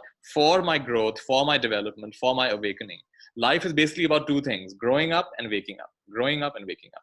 Those difficult situations, if you can quickly learn to grow up and wake up, the difficult situations will dissolve. That's my understanding. Situations don't just happen arbitrarily. Life will first give you a whisper. You may neglect it. Life will then give you a bit of a shake. You may neglect it. Then life gives you a slap. Crack. You can learn to live more intuitively. You learn to listen. We all have inner guidance. It's coming, but we often don't listen to it. If you follow your inner guidance, life becomes very blissful. If you miss that, you follow at the emotional level. Emotions come up. You follow at that time. Okay, life is still bearable. But if you even neglect that, then life becomes unbearable. So it's basically guiding us to live more intuitively, follow our innermost guidance, and that's why those difficulties come. So let's accept reality, embrace reality, love reality, and what will happen is the updating starts to happen. The reason we suffer is our map is not matching the terrain. Our map of, like, for example, I'm in Ubud in Bali. I may have a map that's 30 years old. I will not enjoy the city because everything on the map is not there. What is pointing is not there. What is pointing is not there. I'm very upset. And someone says, hey, Nithya, you got an old map. Let me give you a new map. Give me a new map. Oh, wow, this is much better. Now I really know what things are going on. And someone says, Nithya, maps are old.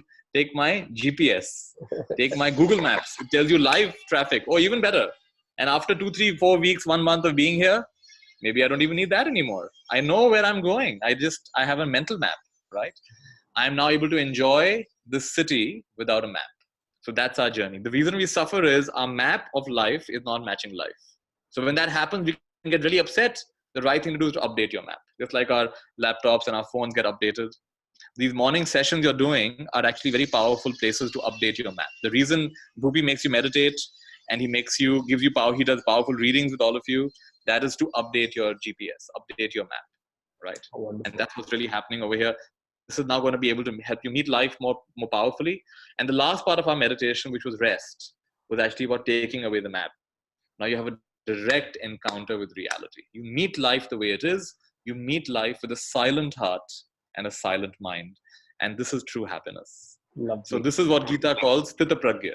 Your mind remains balanced. In the ups and downs of life, Krishna was a great example of this. In the ups and downs of the Mahabharata, he remains ever smiling, ever calm. Someone gives him a shrap. In fact, if you know the story of Mahabharata, somebody actually curses him and says, may you die this terrible death. And Krishna says, Tathastu, may it be so. And Krishna actually dies from that curse at the end of the story. So this is the great example. His mind is so calm and balanced. Even when people are cursing him, he says, Tathastu, may it be so. Now he's truly risen above the whole matrix. Right? How wonderful. So that's the journey there. Great, Nithya. So I have 4-5 questions from people. Quickly, I will read them, and you can be as precise or concise as you want to be. Sure. Let's do it. Arun Singh shares a question: how to maintain the same energy in the afternoon hours, which I feel in the morning after doing my exercise meditation. So that is one of the questions. And you can club one more question. It is how to find the balance in life, because there are a lot of negative as well as positive situations happening. So how to be positive. Right. So what I would say is, if you're finding exercise and meditation are energizing for you, then you might want to do what happens is we end up getting very sedentary, right? So there's a nice phrase called OTM. OTM is opportunities to move. So throughout the day, don't just wait for the morning exercise. Find opportunities to move. Maybe go and take a phone call while walking, right? Or maybe go out into nature for a little bit. Or maybe do a mini meditation, a 2-minute meditation, a 5-minute meditation. Whatever is energizing for you, do that. This is true for many of us. Many of us, our sleep quality is not so good at night. So what can help, and I know some companies that actually encourage this, take a short siesta. Taking a short siesta for 10 minutes, 15 minutes. 15 minutes is supposed to be optimal. Beyond 20 minutes, you don't get the benefits. So 20 minutes or less, take a short siesta. You might get recharged for the rest of the day. So experiment and see what helps you recharge your energy. Also, I've stopped drinking tea and coffee years back.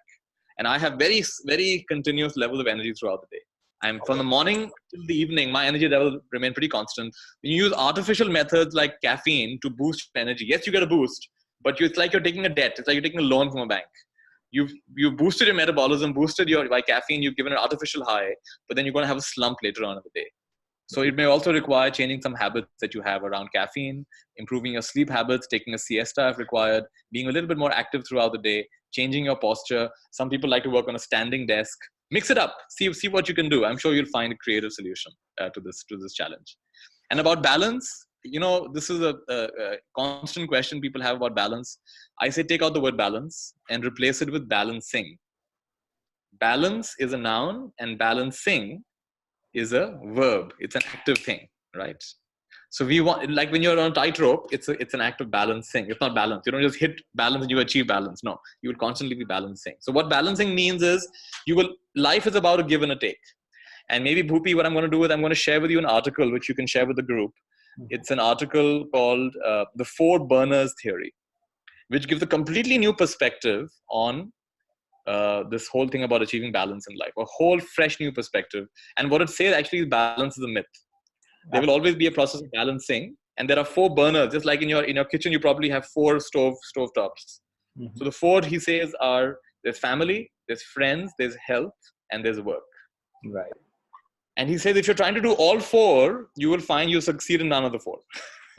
So to be successful, you have to shut off one burner. You have to actually put off one burner at least temporarily, and then you'll be successful. And to be super successful, you got to shut off 2 burners. It's a controversial theory, but basically what it's saying is life is full of tough decisions, tough choices. Mm-hmm. Now, how do you work around this? When you have a constraint like that, how do you work around this? I'm going to share with you, look for an article on the 4 burners theory. I'll share this with BSR, and he will share it with all of you. Nithya, have already shared with them this thing the day you remember last week we met for dinner and we discussed this, and immediately I shared it with them. Oh, you did share. Okay, perfect. So very nice. I like the way you shared Great, great. And Nithya, one of the questions from the person is how to find life purpose. Because Francis, I will take over. I mean, I will skip your question wherein it says that why life gives us so many challenges. Maybe Nithya can just. Okay, let's take this question, Nithya. Why life gives us so many challenges? And in spite of we helping other people, why there are tough times which people are facing? Number one. Number two is why life, how to find the life purpose. All right. So why life gives us so many challenges? The Buddha says there are four people in the world. There are those who are running from darkness to darkness, running from light to darkness, running from darkness to light, and running from light to light. Now, what does he mean? Darkness to darkness means currently life is full of challenges, financial challenges, health challenges, relationship challenges, and you are fault finding, you're complaining, you're blaming, you're feeling weak, you're feeling powerless, you're feeling helpless. Guess what? The future is also dark. So right now there's darkness and you're sowing further seeds of darkness. Life becomes very dark. Second situation, life is very bright. Great family, good job, good home, nice atmosphere. Everyone's loving to each other. And you still find fault. So out of nothing, you create a problem. Out of nothing, you start finding fault with other people. Out of nothing, you get addicted to drugs. Out of nothing, you get into bad habits. Well, guess what? The future is very dark. So right now it's bright, but the future is very dark. Second kind of person. The Buddha says we need to be like the third and the fourth kind of person. What's the third kind of person? Right now, there are a lot of challenges, a lot of things that are holding us back. In this situation, also we see, well, what is the learning here? All the people we admire, chances are they went through challenges. Krishna went through challenges. Ram went through Vanvas. The Pandavas went through Vanvas.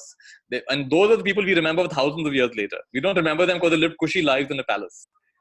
So you will not admire people who have not overcome massive challenges. You yourself will only admire yourself when you face these challenges with the right attitude. So yes, right now there's darkness, but what can I do about this? Notice what you're grateful for. Notice what's supporting you. Have a sense of trust, have a sense of surrender. Come back to the essentials. People who survived the Holocaust were actually, they said, I've seen documentaries on this, they say they are happier than ordinary people because they don't worry about the things ordinary people worry about. Having gone through that intense challenge of the Holocaust gave them a new perspective on life.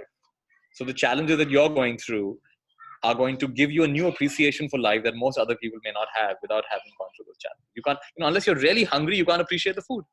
Unless you're really thirsty, you can't appreciate the water. Unless you really be in the hot sun, you can't appreciate the air conditioner. Those challenges will help you appreciate life better. There are challenges. That's the mix of life. There will be bright, light, and dark. Welcome to a world of duality. This is the way life is. You can't just have one. In fact, the word happiness would have no meaning unless you had challenges. The word peace would have no meaning unless you've been through frustration, right? Lovely. That's the way life works. About life purpose, I would say drop the word purpose. It's very heavy. Make it simply priority. What's the priority? Purpose seems something that's absolute definite and I've now figured it out for the rest of my life. What is the priority? So maybe today, my priority today is inspiration. I want to read an inspiring book. My priority today is reflection. I want to reflect on what I read. My priority today is writing. I want to put my thoughts on paper. This could be my priority. So ask yourself what your priority is. One thing that will help you is to make a list, a very powerful question. What do I know for sure? What do I know for sure? Not just hearsay, not just maybe I know. What do I know for sure? Make a list of things you know for sure. This becomes the foundation for you.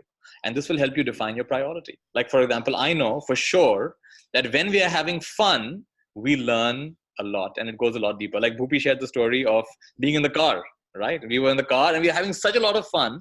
Until today, he remembers that because when we have fun, learning is automatic, learning is easy. Absolutely. So that's one thing I know for sure. So can I bring fun and playfulness and joy into all my interactions to the extent that I can? Mm-hmm. This would be an example of what I know for sure. That becomes a priority for me. Fun becomes a priority. Playfulness becomes a priority. Laughter becomes a priority. And like this, gratitude. Gratitude is what I know for sure is when I'm really in a state of gratitude, I'm more in the present. Okay. When I'm in a state of discontentment, comparison, then I'm lost in the past and the future. But when I'm in a state of gratitude, I'm in a place of maximum power. I'm in the present. The more grateful I am, the more present I am. Life, the word present means gift. When I see life as a gift, I'm grateful. And when I'm grateful, I'm in the present. This would be an example of something I know for sure. What do you know for sure? So identify the things you know for sure. This will highlight your priorities. And from your priorities, there'll be an automatic sense of direction. When you're in the flow, you don't ask questions like, what is the purpose of life? Imagine you're playing football. In the middle, you say, guys, stop. What happened? What's the purpose of life? Let's please get off. We are playing football. Don't mess with us. When you're playing football, just play football. When you're working, just work. When you're with a loved one, just be with the loved one. When you're playing with your kids, just play with your kids. This question of purpose only comes from overthinking. The roses and the trees and the sky and the clouds don't ask what's my purpose. They are living. They already are fulfilling their purpose. How wonderful. So make it a priority, and from that the purpose will come. Great, everyone. So thank you so much, Nithya. Last 2 questions of somebody, and guys, we have exactly 10 minutes to go. So no more questions, please. The one question is: my goal and vision is too high, but many times my emotions distracts me badly. How can I handle it? Okay, that is one thing. And I want to take another question also here itself. And that is, I'm getting a lot of energy from this commando training nowadays, but not sure how to utilize it in my life day to day because I'm jobless for the last 10 months, not doing anything and no clue what to do. Right? So that's it. I want to share a quote that someone shared with me yesterday. Give me a second.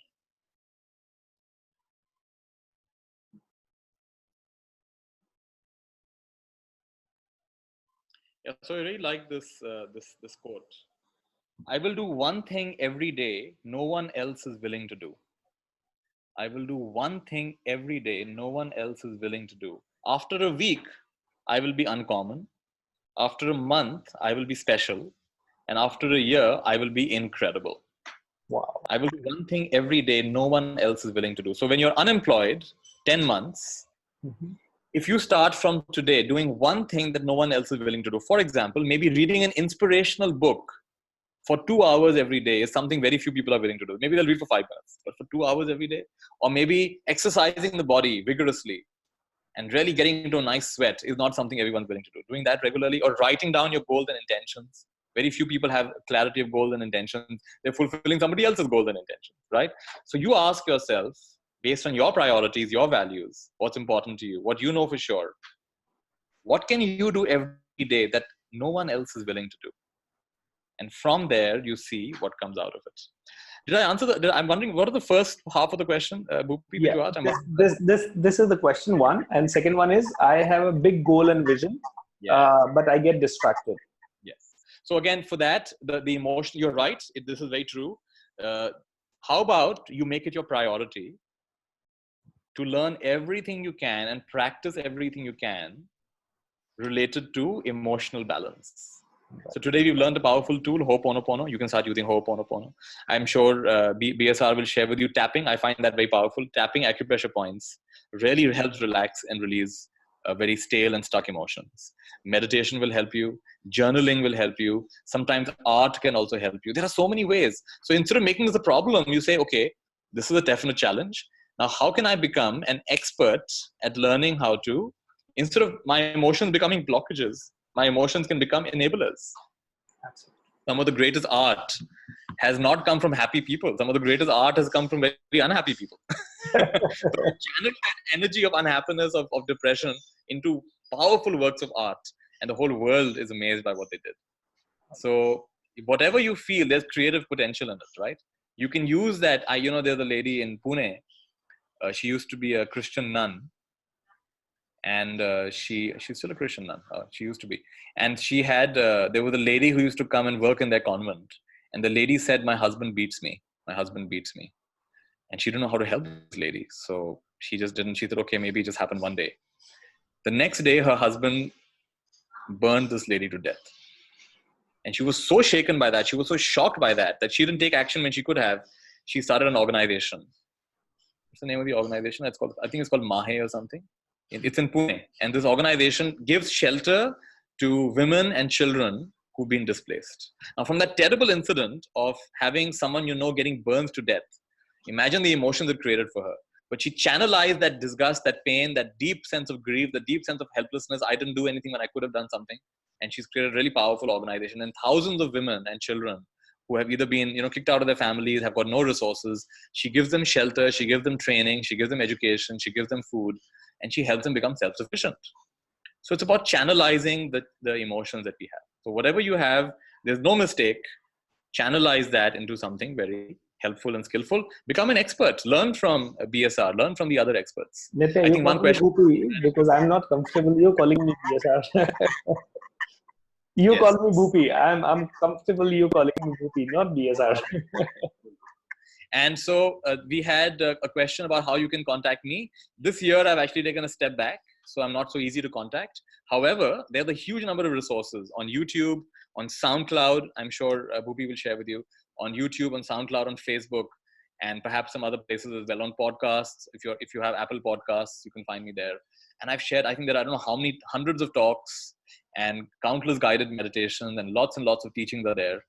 And I think today's problem is already information overload. So just even today's call, I think a lot has been covered. Before you even go and look for other stuff, reflect on today's call. I've given you a lot of exercises to look at. I've given you different frameworks to look at, like the Ikigai framework, for example. Reflect on what we've covered today. Practice what you've learned today. Integrate. Don't become someone who's just constantly taking on more and more without integrating it. Take a little bit, chew it, digest it. This will take you a really long way. And of course, if you need to be in touch with me, then through Bhupi, you can be in touch with me. Great, Nithya. So last 4 minutes of this call, can you please guide us through lotus gratitude or silence, and then we finish off with gratitude. I think it'll be nice to just be silent for a little while, so everyone can just sit comfortably, close your eyes if you like.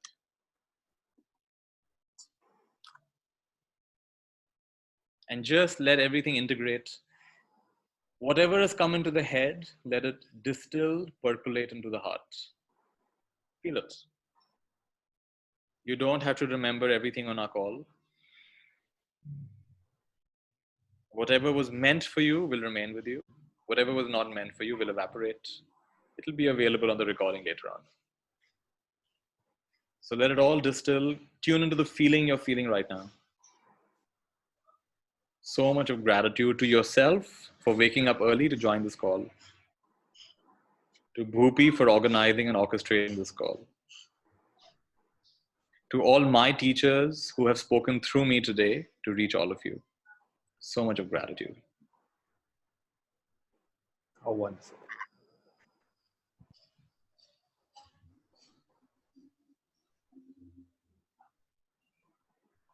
And the question for each one of you is, out of all the things we've learned today, we've learned about Ho'oponopono today. I'm sorry, please forgive me, I love you, thank you. We've learned about Ikigai today. We've learned the practice of writing my limiting beliefs and converting them into liberating truths.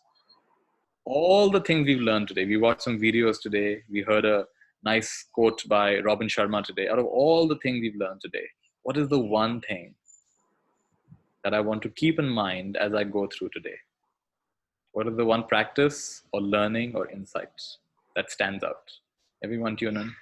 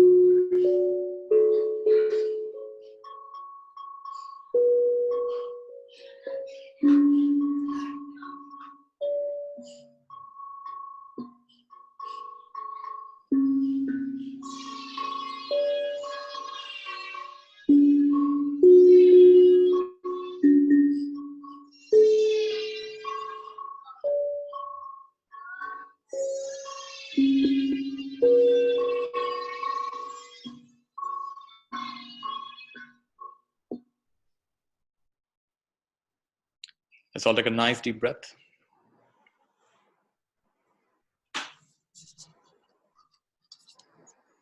And let's say together, how wonderful. How wonderful. Great. Nithya, can you pass me the control of this call? How do I do that? You just go to the panelist, click on my name, and there you will get that drop down through which you can make me the host again. I see participants. Okay, I see panelists, and there's a drop down. One second. Yeah. On my name, there might be a drop down. Saying make host. Yeah. Yes, awesome. How wonderful. All right. So, I've given you the Yeah, now I'm back. So, Like this quote at the back of my wall. yes, the world is a book, and those who do not travel read only one page. How wonderful! Great, thank you. So, guys, on behalf of everyone, I really thank Nithya Shanti for being with us on this call early this morning, and accepting our request to be here.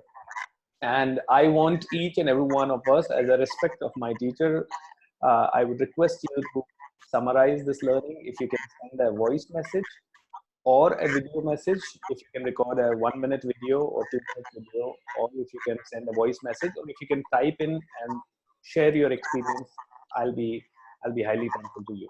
All right. Thank you so much. Wish you all a very, very happy day. Thank you, Nithya. Thank you so much for joining us. I really, really Have an appreciate awesome that. day. I'm going to have an amazing day full of miracles and magic and expansion. Lots of Thanks. love. Thank you. Thank you so much. Thank you. Thank you, everyone. Have a great day. Bye bye. We will connect tomorrow morning again.